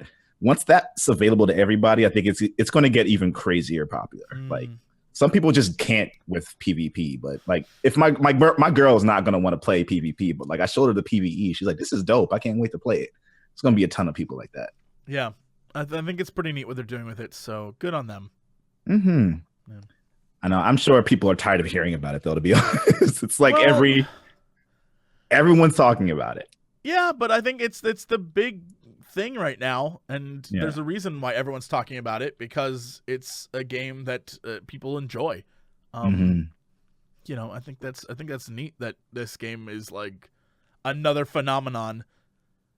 I'm fascinated by it. I don't understand how this one became the one, but there's obvious reasons. I just don't know what they are because it's free. That's one of them. True. It was available on PS4, whereas they were waiting for PUBG to get released on PS4. So I think that plays into it too. Yeah, it's the first talking about Fortnite, right? Mm-hmm. Yeah. Sorry. Welcome back. Thank you. It's also the first one to have crossplay. The first battle royale game to ever have crossplay. So. And I feel like that crossplay that they accidentally did between the Xbox One and the PS4 at that time, I feel like that kind of garnered some attention because it was absolute proof that it could be done. It was just a matter of someone saying yes or no to making it happen. I maybe that played a part, maybe not, but it definitely got my attention. And I was like, wait, this developer is like actively trying to get these two to like play nice. I like that. I want to see more of that. Yeah. Yeah, there's a lot to it, and I definitely think the whole free-to-play thing is right on the money, and the cross-platform and stuff like that. I feel like they put a lot of thought into how many people can get playing at the same time, which is the key to a game like this, right? The faster you can get in and out of games, the more you can play games. One of the things that I liked, even like early Fortnite Battle Royale, was like, oh, I died in like 2 seconds. Okay, exit, back in a new game. Yeah. And there wasn't like a downtime of like I'm waiting for stuff and so it let you do two things where you could be like, I'm going to go to this one area I know 50 people are going to go to and we're going to all kill each other really quick. Or you can do the like, I'm going to go out to this weird ass house that has a maze and like try to like run around in there and find some shit and see what I can do. The same though, isn't it? Once you die, you can be like, all right, peace. Right, but it lets you like, you know, it doesn't punish you for being way too brave, and it doesn't punish you for being way too like, I'm gonna hide out away from everyone else and be super cautious, right? And no matter what you do, if you die, you can still jump into another game and play, or if you're cautious, you can still keep playing and be like super sneaky, but it's not gonna punish you either way. And I think that's a good part of it as well. I totally agree. Also, to everybody in chat who's like, the game got big because of Drake. No, Drake played the game because it was big. Yeah. Fucking huge. Yeah. Have y'all been playing it? I've never played the Battle Royale version of the game. I've only played the like normal ass Fortnite, which is fun. Ridiculous.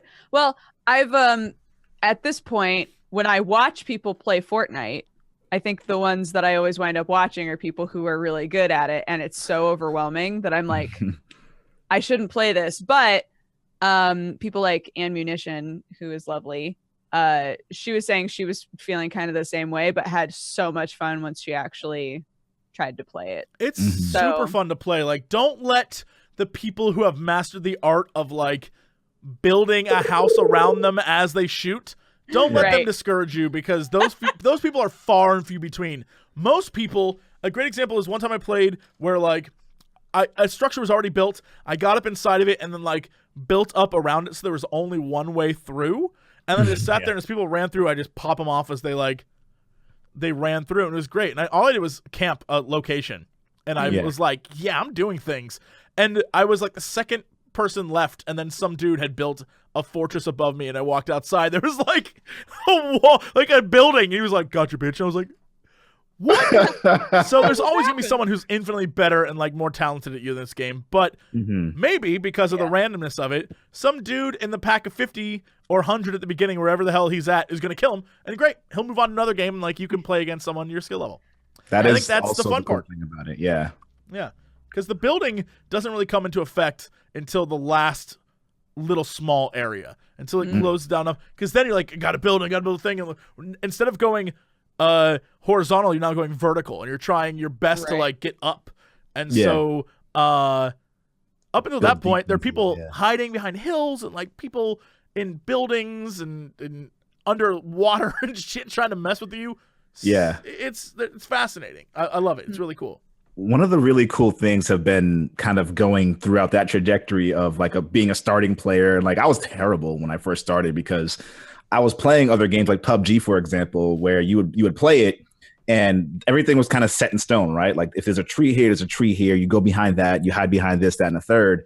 And what you're saying has a lot of merit and it's true, but it's one of those things too, whereas if you do build every time you get into an interaction, you do have a higher chance of surviving because you have cover if someone's like coming behind you. But it's not like necessary in order to do it early game. But once you get used to doing it more and more, it becomes second nature. And then you're just like, whoa, I just built a fortress. And you can also plan the buildings. Once you see where the map cutoff is going to be, you can be like, okay, I'm going to run to this area in advance, set up, and make something so that if anyone's running to me to avoid being like vaporized, I can like pick them off. And so you can set up traps and stuff like that. There's a lot to it. And I remember when the game first came out, people were like, there's not even like cars and I can't like do flips and shit. You don't need cars. You don't need it. Yeah. We should play that sometime. It's super fun. As long as you accept my inevitable betrayal, that I will betray you. It's just gonna happen. There can be only one. Look, it's like the Highlander. It's like the Highlander. McLeod was friends with all those dudes, but they all knew in the end only one of them could be left alive. That's just the way it was. You know, it's all circumstantial, right? Yeah, they all had to fight each other in the end, but they were friends up until that moment where they were like, I have to kill you. Yeah. Yep. That's just the way it works. That's how the world works. Yeah. That's just good old-fashioned rival right there. That's how that works. Bad, it's just a friendly rivalship where we're trying to kill each other. Yeah, at the end, someone's got to get their head cut off so they can get the quickening and become the one. It's simple. Yeah. It's simple, really. Simple math. Yeah. Sorry, guys. That's not going to be me. Well, this squad, so we don't have to kill each other. Okay. Oh, cool. no, I'd still trap you outside and use you as bait. Yeah, I figured. Yeah, I'd be like, Dodger, go up on that hill. Go loot that there's nothing there. Go loot that thing over there. That guy we just killed, like, go over there. He's definitely by himself. Like, let's go. And he's definitely dead. Yeah. We'd win though. Yeah, collectively. Sacrifices must be made. It's just that's the way it works. Man, I'm trying to think of what else I played this week before we take a break. Crendor and I play Pit People. That's the thing that happened. Pit People. Yeah, is this the first time playing it since it fully released? Yes. How'd you feel? Did it feel different or not really? No, it feels very much the same. It is super fun and silly and ridiculous. The one thing that I learned is that we are idiots. And great. The very first thing we did was attempt to go find a mini quest, and we went to the location and then got lost. Like, just for a minute, think about that. We found where we were looking for and then proceeded to get lost from where we were. It's like if you found the buried treasure and then lost it again, all in the span of 5 minutes. That is what Amazing. happened, and I can't. When we were playing, we didn't even notice we had lost it. Only upon me editing the video together did I realize we had found what we were looking for, then proceeded to lose it. Well, that's a little bit better than you having been like, this is where we're supposed to be, and then a couple seconds. It's not any better. It's not any better. An arrow. An arrow pointed at the thing, and then when we got there, the arrow disappeared, and Grendore's like, where is this? And like walked away from it. I was like, I don't know what this could be. And the arrow's pointing back, like, go back the other way. And we're just like, what was down here? Amazing. We're the worst. I think I'm legally blind. What I see is what my mind tells me exists, but I think I've got problems. I don't think I see things. So, oof. Great. I'm a mess. All right. Well, I haven't updated the text in a while, so I'm just going to take it off. So let's take a little break. I guess we should probably talk about, is there any news or things that we should be talking about? Because honestly, I don't have any news. I have no news right now. I mean, during the break, I can look. Yeah. That would be... I can make an attempt. That would be the dopest if you could make an attempt Cool. and find this thing. So, all right. Let's do this thing. Let's take a break. I am going to switch this up right now, and we'll be back in 1 second. See you guys then. Bye. Hello, everybody. Oops. That just happened. You got a little lightsaber at the end. Welcome back. It's time of the podcast. We jump into news and views and commentary, and then some game releases. And News you can use. Yeah, news you can use. Again, I think the biggest news happening at the moment is there was some sort of shooting incident at YouTube.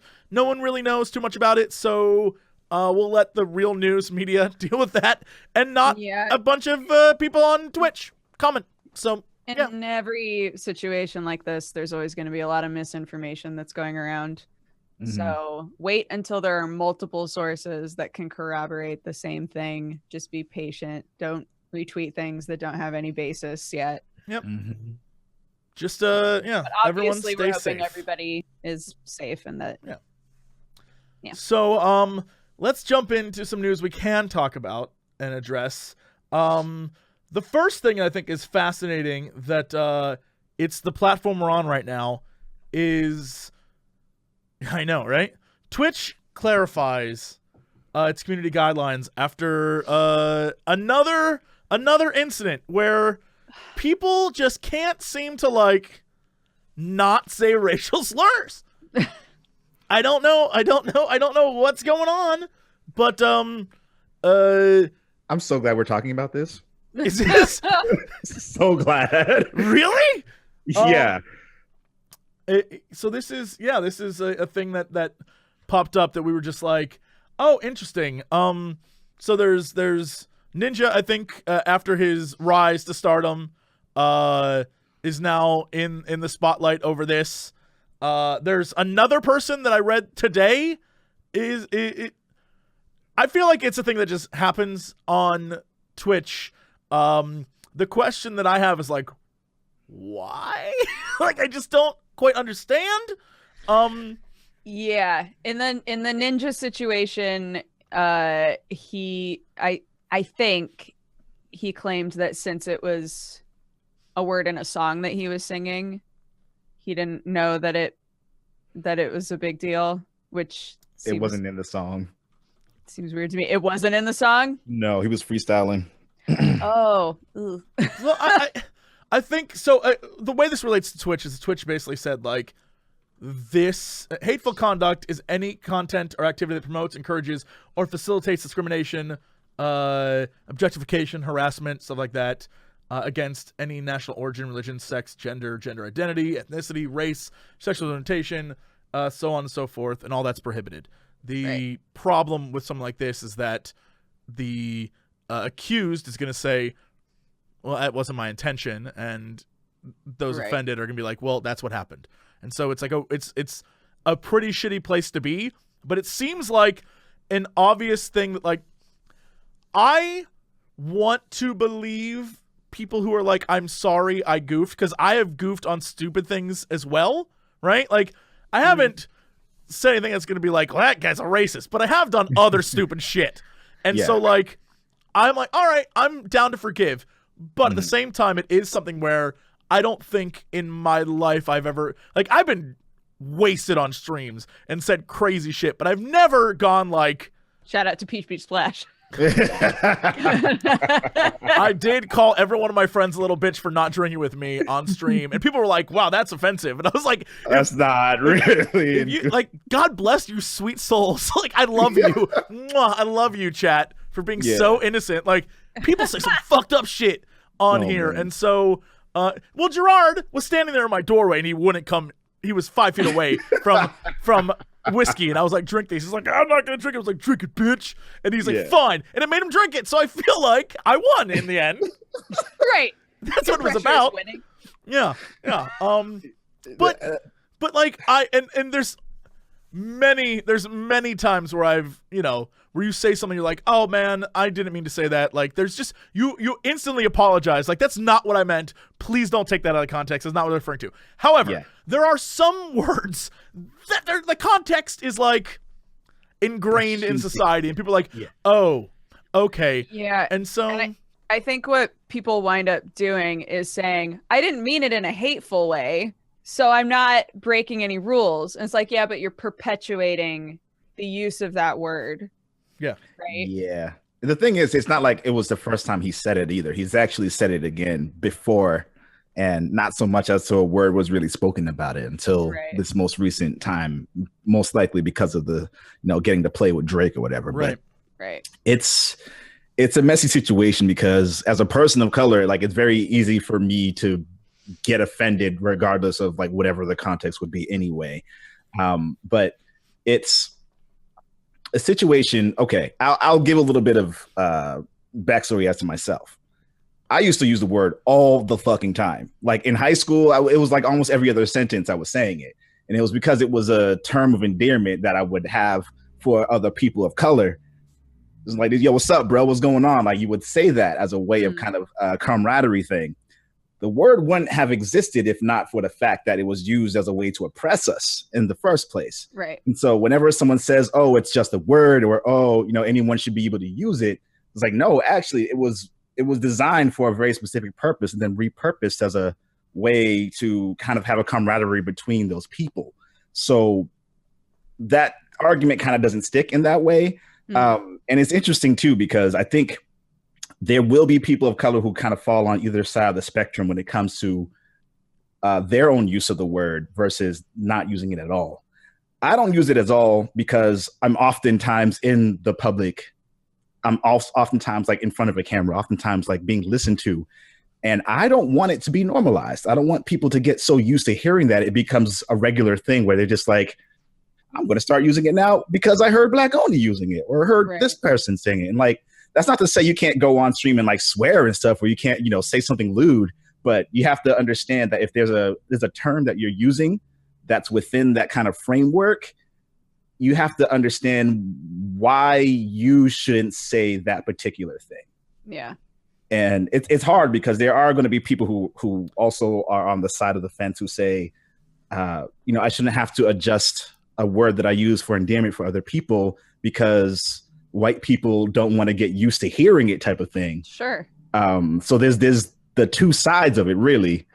But yeah, it's a tricky situation. I'll use I won't say any names because I don't want to call them out and get it, people looking at them. But there's a content creator that I really, really, really enjoy his content, and he said the word by accident on stream, and it was very, very, very clear that it was an accident because he was reading something that someone said while he was in mid combo, and he combined the words together. So it was a very, like, you could see the evidence, and it was very clear. And he kept going because he didn't notice that he said it. Right. And then someone else was like, what did you just say? And then he was like, he read the words again, and he was just like, oh my God. Like, he stopped everything he was doing to address it immediately. And that's what it's about. It's like, yo, I'm real sorry about that. Like, that was a slip. Like, that's what it needs to, like, if you're honest and genuine, like, whoa, hold up, my bad. At least hit that first, I think. Yeah. This is like not quite the same, but the other day was Trans Day of Visibility, and on my stream I accidentally said Trans Day of Disability, and I felt so bad. And lots of people in chat were like, it's fine. You obviously didn't mean to say that. Like it's funny. But I felt bad for the rest of the day for doing that, and like apologized a bunch. And it blows my mind when people don't apologize for something that's like much worse. Don't apologize because you got caught. Apologize because you did it. You know, that's the difference. I think it comes down to like empathy as well, and understanding another person's perspective on it. It's definitely something that the more you interact with all sorts of different people, the more you realize, like, maybe some of the things that I thought were fine are no longer fine. I think that relates to a lot of people, especially younger men of, like, I don't want to say my generation because I'm your fucking generation, but the earlier part of our generation where, like, everything was gay. Everything was gay. If you didn't like it, it was gay. And eventually you hit a point where you're like, maybe we just shouldn't be saying that anymore, because that's, like, really fucking offensive to associate it being stupid. Like people are like, well, we're not saying it's gay, we're saying it's stupid. Yeah, but, like, at a certain point you have to be like, all right, no, that's dumb. And that became antiquated so fast too. Right. I'm really proud of us. We like got rid of that one really quickly. I don't hear anybody use it in that way ever anymore. And I think it's sort of the idea here where you have to say, like, okay, there is a large portion of the population that it is an effect. Like, it doesn't matter if you're singing the lyric or if you're just like, no, I didn't mean it that way. It doesn't matter. It, like, doesn't matter because it's not for you to decide, that kind of thing. Right. And I remember, just as like an example, I remember when I taught in a school that was 95% African American. So, like, every year we would do, because I taught history, we'd have to, like, get deep into, like, the history of this nation and the slave trade and that whole thing. And I remember every year we'd always have to have a conversation about, like, all right, how are we going to discuss this? What are we going to talk about? And more importantly, like, what verbiage are we going to use to discuss stuff? And we'd always have to have a conversation that always ended with me having to explain, like, I can't think of any sort of, like, slang term that you can call, like, a white dude and have it be an eighth as offensive. And I was like, hit me with what you got. Because I got, like, hit me. In class, I'd be like, hit me with everything you think will offend me. Yeah. And it like, is not even remotely close. And that is the moment you realize how ingrained it is in the culture of, like, true hatred. That, like, okay, now, like, that's that empathy of, like, oh, I understand now. Because there's nothing you can say that is even remotely close. And so I think it just is one of those things where whatever was said in Twitch chat or whatever, it's all right, let's, like, get it out of the vocab real quick. And there's a million things you can shout. Just, like, take that one out. I don't know. It's every time this happens, there's always somebody, even just one person, there's always somebody who says, you know, if this is such a problem, it means that people are saying it a lot off stream. And that's something they need to address in their personal lives off stream so that it doesn't come into the stream, you know? Yeah. I want to believe that. I think I believe it because since I've gotten it out of my own vocabulary, it hasn't slipped out once. Like, I haven't, and I'm a person, I can say that word and it's like, there's no consequence for saying it. But I'm making a conscious decision not to. And again, this is not anything against any person of color who decides they do want to use the word. I'm not bashing you for doing that. This is just a decision that I made on behalf of my own community and what I'm trying to do as a creator. It's so weird to have By to. the way, sorry for having you on to represent all of Black America. By the way, all of Black America. Thanks for being on. Thanks for My being name on. is Black Oni. No relation to the skin color. Thanks for being here and setting this straight. When we have to talk about women's stuff, we'll just turn to Dodger. Yeah, don't worry, I got this. I can represent all ladies. Nail it. It's just like you said before, though, it's a really good point that you made. Like, there isn't any word that you can say, at least to the general populace of people who are white. I can't speak for white people, but there's no word that you can use. And there may be people, again, one of the other reasons why I didn't want to use it is there may be people who want to feel closely associated with you, who want to feel closer to you. And they see that term of endearment that you give to other people of color and say, I want to be a part of that. And I can understand that perspective, but those people thinking that also have to understand that that isn't for them. And if there was a word that was just like that for white people, like, y'all can have that. Like, it's okay. We don't want it. I'll speak on behalf of all Black people. You can have that. It's okay. Yeah. So I don't know. One of my friends, another streamer, he told me that while he was serving in the military, that was a situation he came into. They're basically brothers in that situation when you're fighting in the military, brothers and sisters. Like, right. You are actively protecting each other's lives. You're going out of your way to make sure that you got their back, they got your back. And so to have something like that be a barrier between the two of you just didn't make sense. So he made a decision on his behalf to just not use it anymore because he didn't want that to come in between his closeness to other people. Yeah, it's that weird line of saying, well, I meant it as such. I meant it as a term of endearment, or at the end of the day, it doesn't really matter how you meant it, and that's one of the life lessons I've had to learn, being Johnny Makes Jokes, is eventually you'll make a joke where someone's like, that was fucking awful, and it really pissed me off, and it's like, yeah, I immediately want to react like, get over it, like, it was a joke, it wasn't supposed to be offensive. But I feel like the older you get and the more you realize another person's perspective, you're just like, okay, maybe I shouldn't have said that. You're probably right, and I'm going to learn from it and move on in the future. Yeah. And I think the best thing that we can take out of this is hopefully this will be a learning experience for all these guys, and they will in the future move on and use it to sort of be like, yo, let's not talk this way or do this anymore, and inspire others to change as well. I think that's the best we can hope for at the moment. So Totally agree. Yeah. Let's move off of that. Sorry, we got a little serious here. I'm sorry. No, that's fine. That's fine, because now we can talk about another Twitch-related topic. Oh, great. Yeah, but this one I think is good news, although it's for a bad, stupid thing. Kansas passes anti-swatting bill in light of December police shooting. Interesting. If you guys remember, back in December, a fake swatting call was called in, and a dude died from it. He was shot dead. So Kansas has created an anti-swatting law that will give you 10 years if you swat somebody. So that's probably good news, but it's another one of those things that if people were just not assholes, this wouldn't be an issue.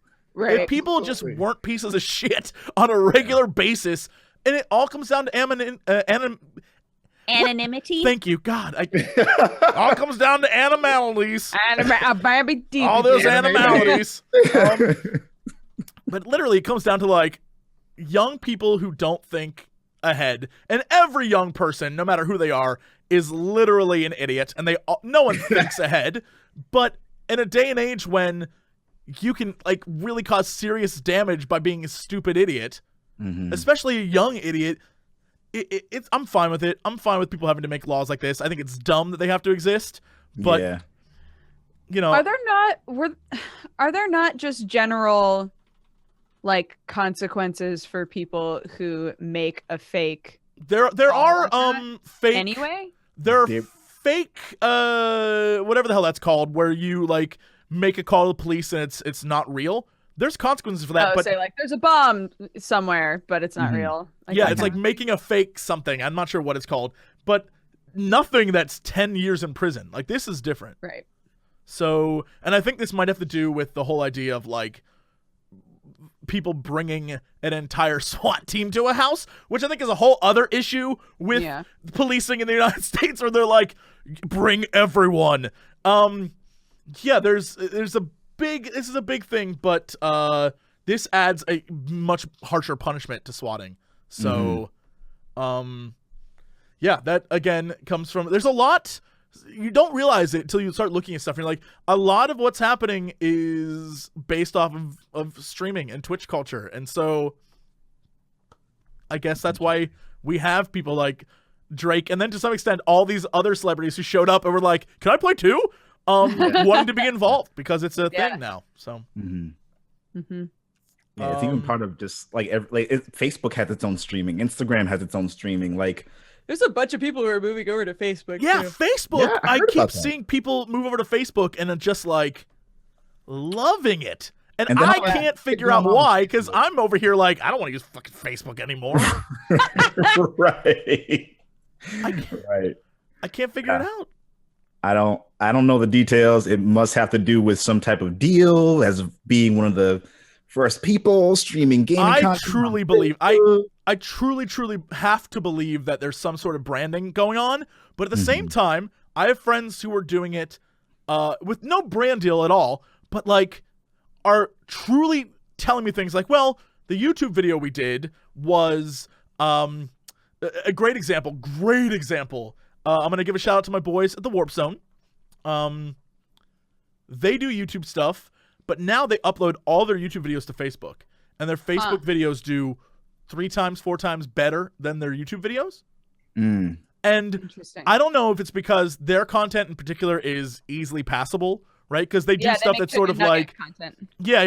Or if it means YouTube's algorithms are still so shit, which is a whole other issue, because now, as we've seen, they're basically saying, like, you don't necessarily get every video sent to you by every person who uploads a video, because that's just what we decided we wanted to do, which is crazy. Even if you click the bell, they're like, make sure to click the bell.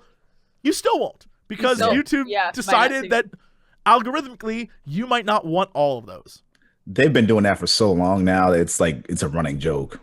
Yeah, it's so bad. And that's an interesting thing. Like, and so maybe that has to do with the streaming too. Is the streaming's easier to like see, like people see it on front pages? I couldn't tell you. I don't get it. I don't understand. Mixer, I remember being like, who's gonna use this garbo? People are moving over from Twitch now. So faster than light, dude. I'm wondering if it's a if a lot of people are starting to look into other options because of how many people are on Twitch. And so there are a lot of people saying, I'm never going to get big on Twitch, but maybe I can be one of the bigger fish on a different one, you know? That's definitely a part of it. I've had a lot of conversations about Mixer specifically, and it's a great platform. Like the only downside, of course, is that you can't, depending on what your contract is with Twitch or whatever, you can't stream on that and Mixer at the same time. So that might be the only reason why you don't see people doing both now. Right. It's got like a lot of built-in tools that I'm still flabbergasted that Twitch doesn't have yet.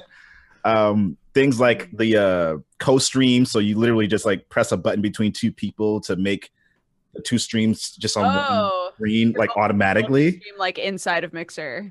Exactly, it's a built-in feature. They have like a built-in soundboard feature. Yeah. Wait, there's a built-in soundboard? Yes.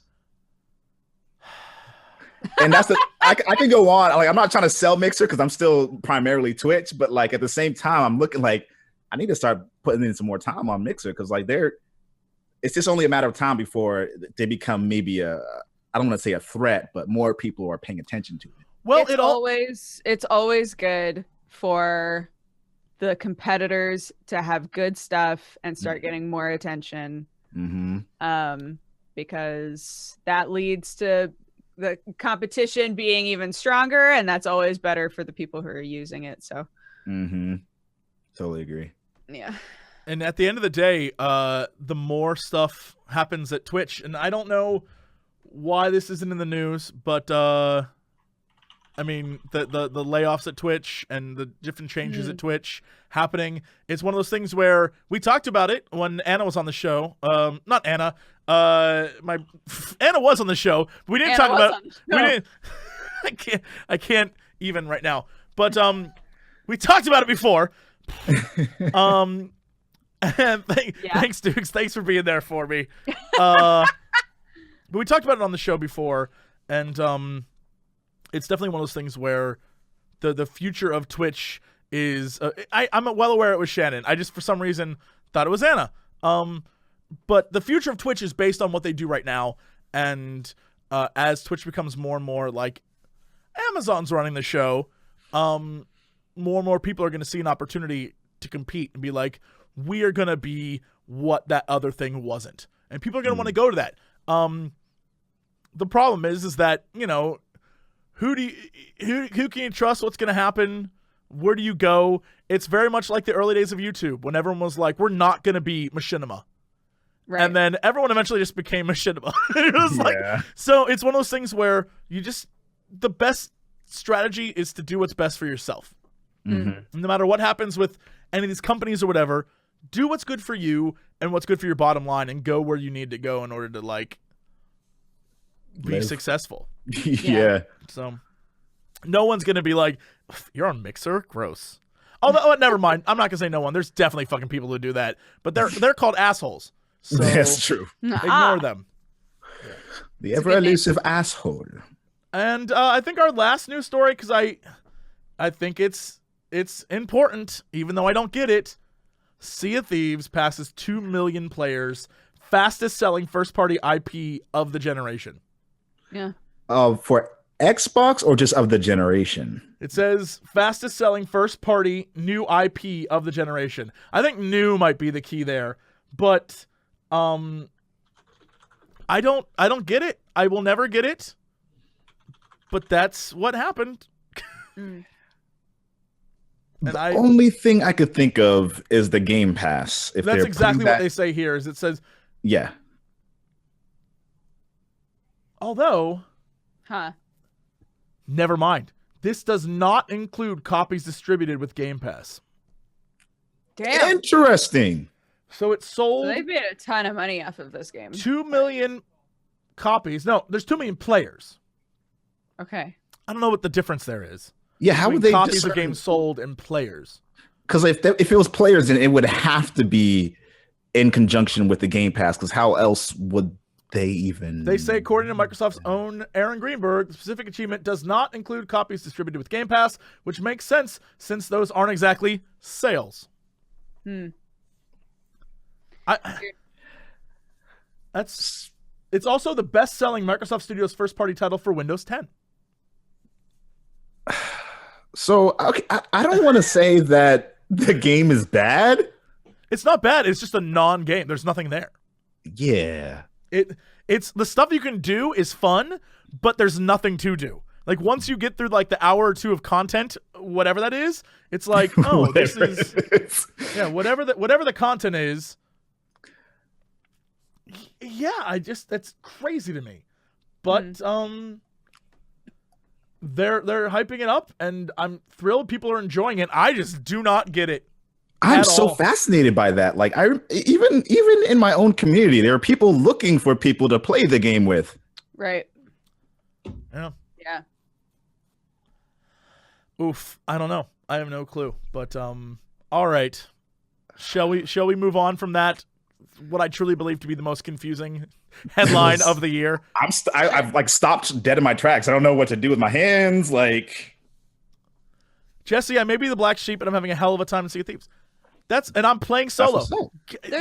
I'm glad people are having fun. I'm not telling you not to have fun. I don't get it. Like I must be one of those people that I need something to hold my hand through a game. I can't make my own fun. I need someone to guide me to the fun town. But you're fun on your own. No, I'm not. No, I'm not. He's a story boy, and there's no story really. Yeah. So. I need something to guide me. I need someone to hold my hand. You know those pictures of like this is me and you, and it's like a woman or a man holding the hand of another hand, guiding them through like all these picturesque shots. I need that, but in a video game. It's a meme, Dodger. It's always like people keep showing that fucking thing and this whole handing.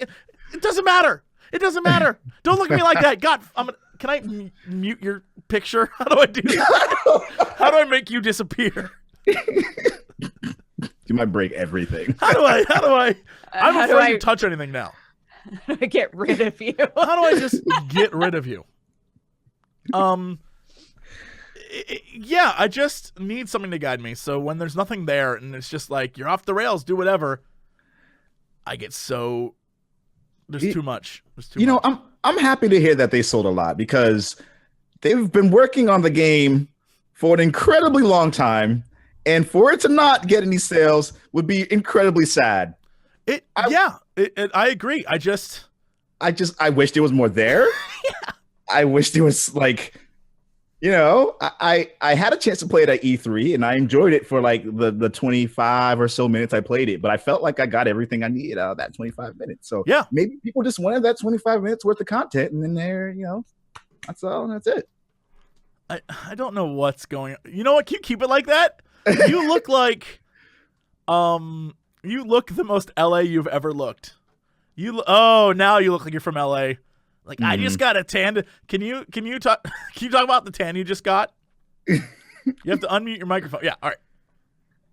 Oh my god, guys! Sorry that I'm so late for the podcast, but I was getting my lips plucked. You've got a bright future ahead of you. Yep. Yep.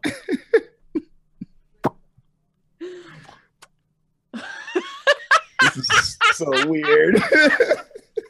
This is. We had to have a weird moment today. I work so hard not to have a weird moment. It looks like you have. Hold on, do that again. It looks like you have giant lips. Oh, That's what I was trying to do before, but you could still kind of see the outline, so I kept trying Now you got like big old like. Hey, that's terrifying. You look like you got Botox or whatever, but like too much. Just like too much. They plumped your lips up too damn much. And it looks like you like accidentally hit your face in front of the door, and then it like swelled even more. That's right. That's right. Give me those tears.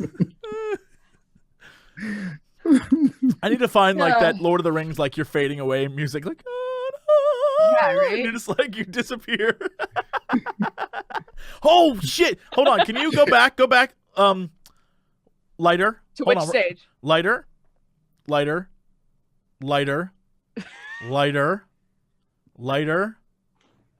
Now you're like a horror game. Now you're like something that appears in a horror game. No.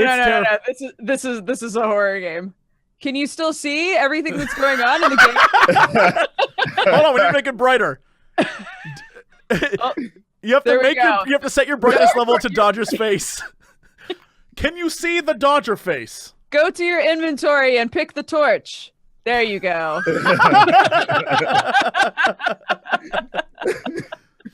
All right. I don't know how to fix this. I was gonna say, can't you put on default? Put on default.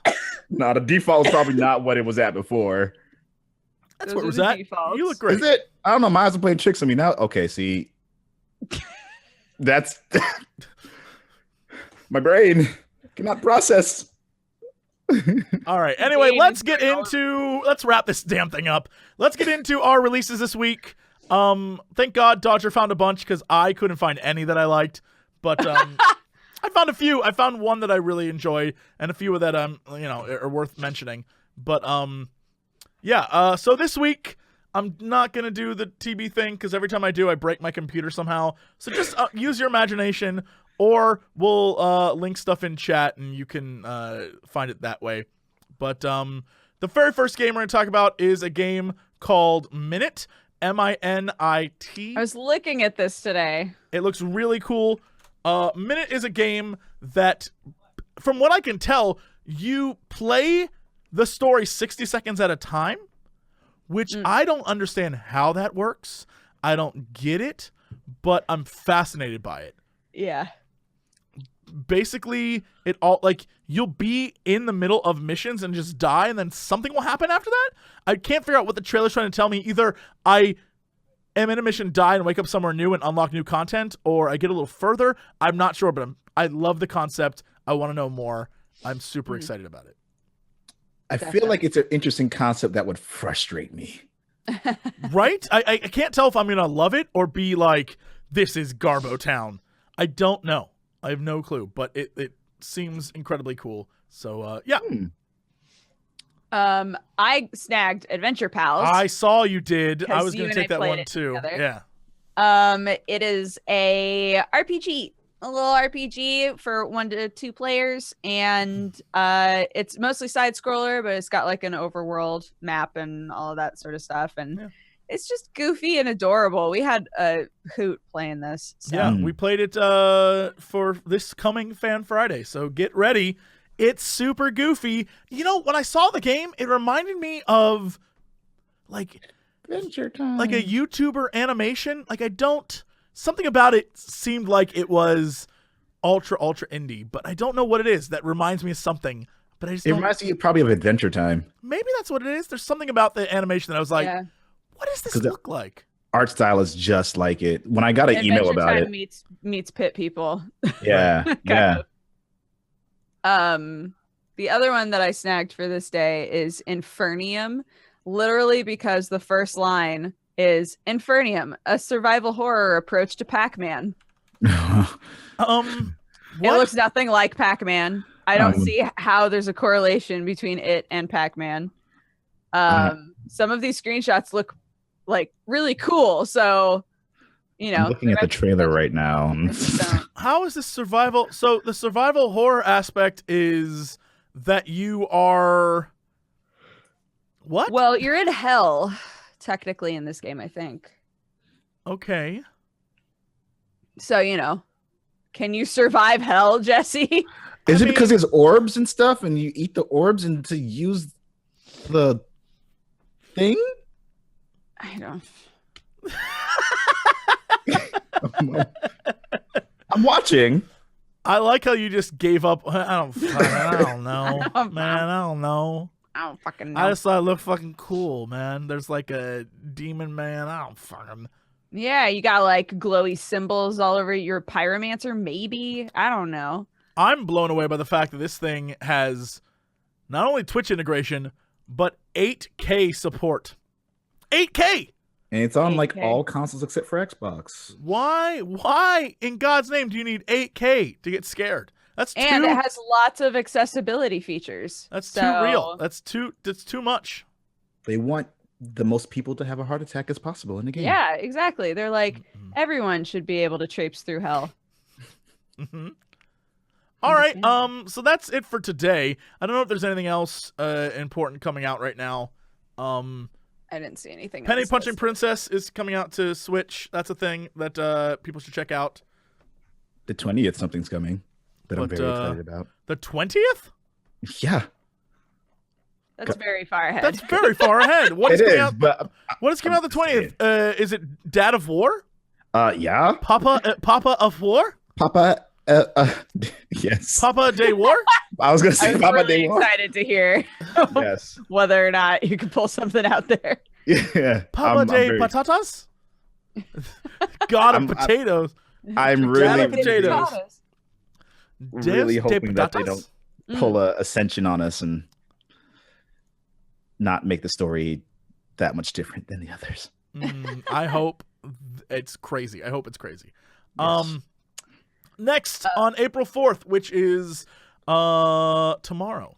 Yeah.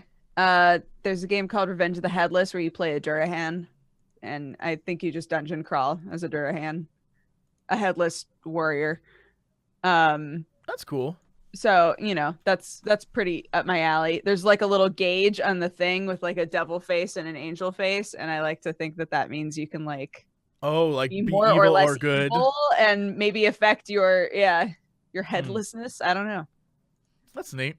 Yeah, I've noticed that there are a lot of games on our list lately that are like coin related or like find the hidden object games.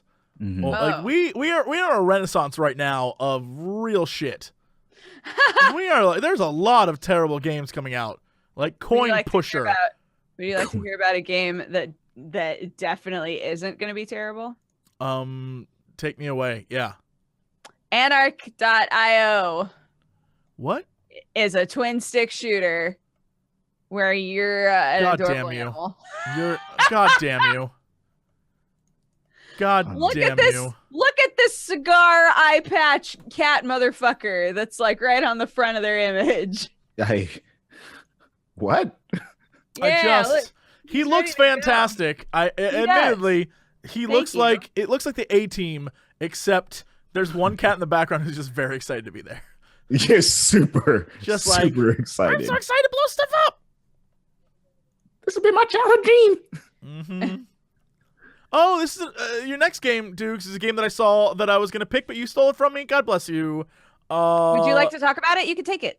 Sure. It's a game called Plug Me.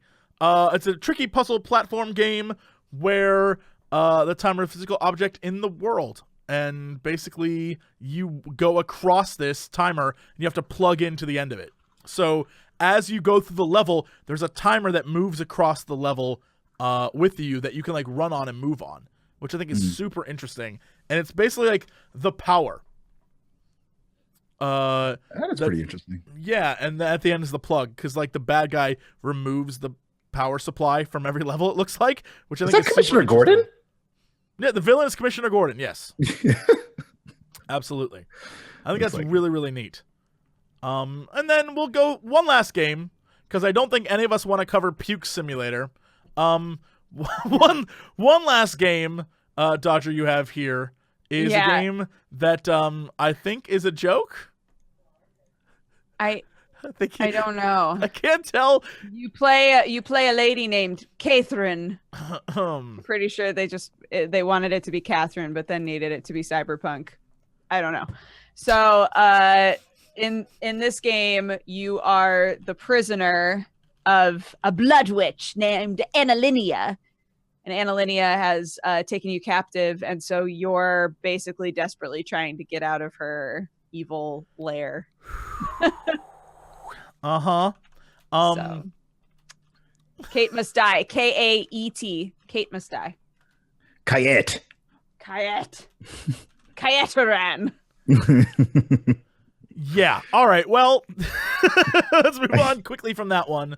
I guess that's it. There's a few things of note in the way of console releases, but most of them are games that exist in other places that are finally coming out to consoles. Other than that, I couldn't really find anything too fancy or awesome. We are in the before PAX times, so this means next week there'll be about 12 million damn things coming out. So get ready for that. We're going to see a lot of cool games that we probably played, and we'll talk about that next time. Anyway, before we wrap this bad boy up and get out of here, Will, tell us where you can be found, how people can watch you. Promote the hell out of yourself, man. Well, my name is Will Black Oni Wiggins. I'm a variety caster. You I almost choked to death. Sorry. Don't let me kill Jesse Cox on stream, please. Continue. I stream on twitch.tv/Black Oni. You can find me also on Twitter at Black Oni, Facebook at Black Oni, Instagram at Black Oni, YouTube as Will Wiggins, because some other guy took Black Oni a long time ago. That son of a bitch. And I aim to entertain, to entice, and to educate through my stream. So if any of that tickles your proverbial pickle, feel free to press the follow button. That was a damn good advertisement. Thank you. Yeah, my proverbial pickle is proverbially tickled, so we're good. Dodger, what's happening to you, Sweet Pea, this week? This week, I don't think anything unusual. Just doing my streams, tweeting my tweets. Check out my coffee company, please. DodgerCoffeeCo.com. And Japan's Penis Festival is going on right now. Solid. So there you go. Have a great day, everybody. As for me, I'm headed off to PAX. Scary Game Squad is going to be Thursday night from 8 to 10. They're giving us 2 hours, y'all. 2 hours. And we're going to play all sorts of stuff. And then the rest of the weekend, I'll be promoting Monster Prom at PAX. Come to our booth. It's right next to Guacamelee 2. So when you're in line for Guacamelee 2, stop on by. Come say Nice. hi. Yeah, more of Crendo and I playing Pit People, and Dodger and I are playing Adventure Pals on Friday for Fan Friday, and then a few other things are coming up on the channel. So there won't be any streams from me. I'll be gone. But know that I love you, and thank you to everyone for watching.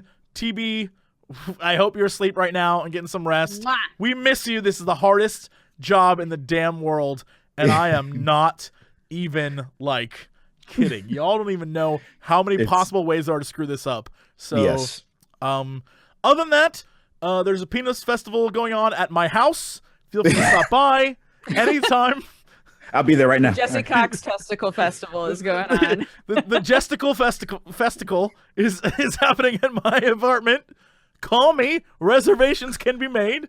And we'll make a Japanese theme because whatever. That's it for this episode. We're out of here. Goodbye, everybody. Bye, Have a good everybody. one. TV would be so proud.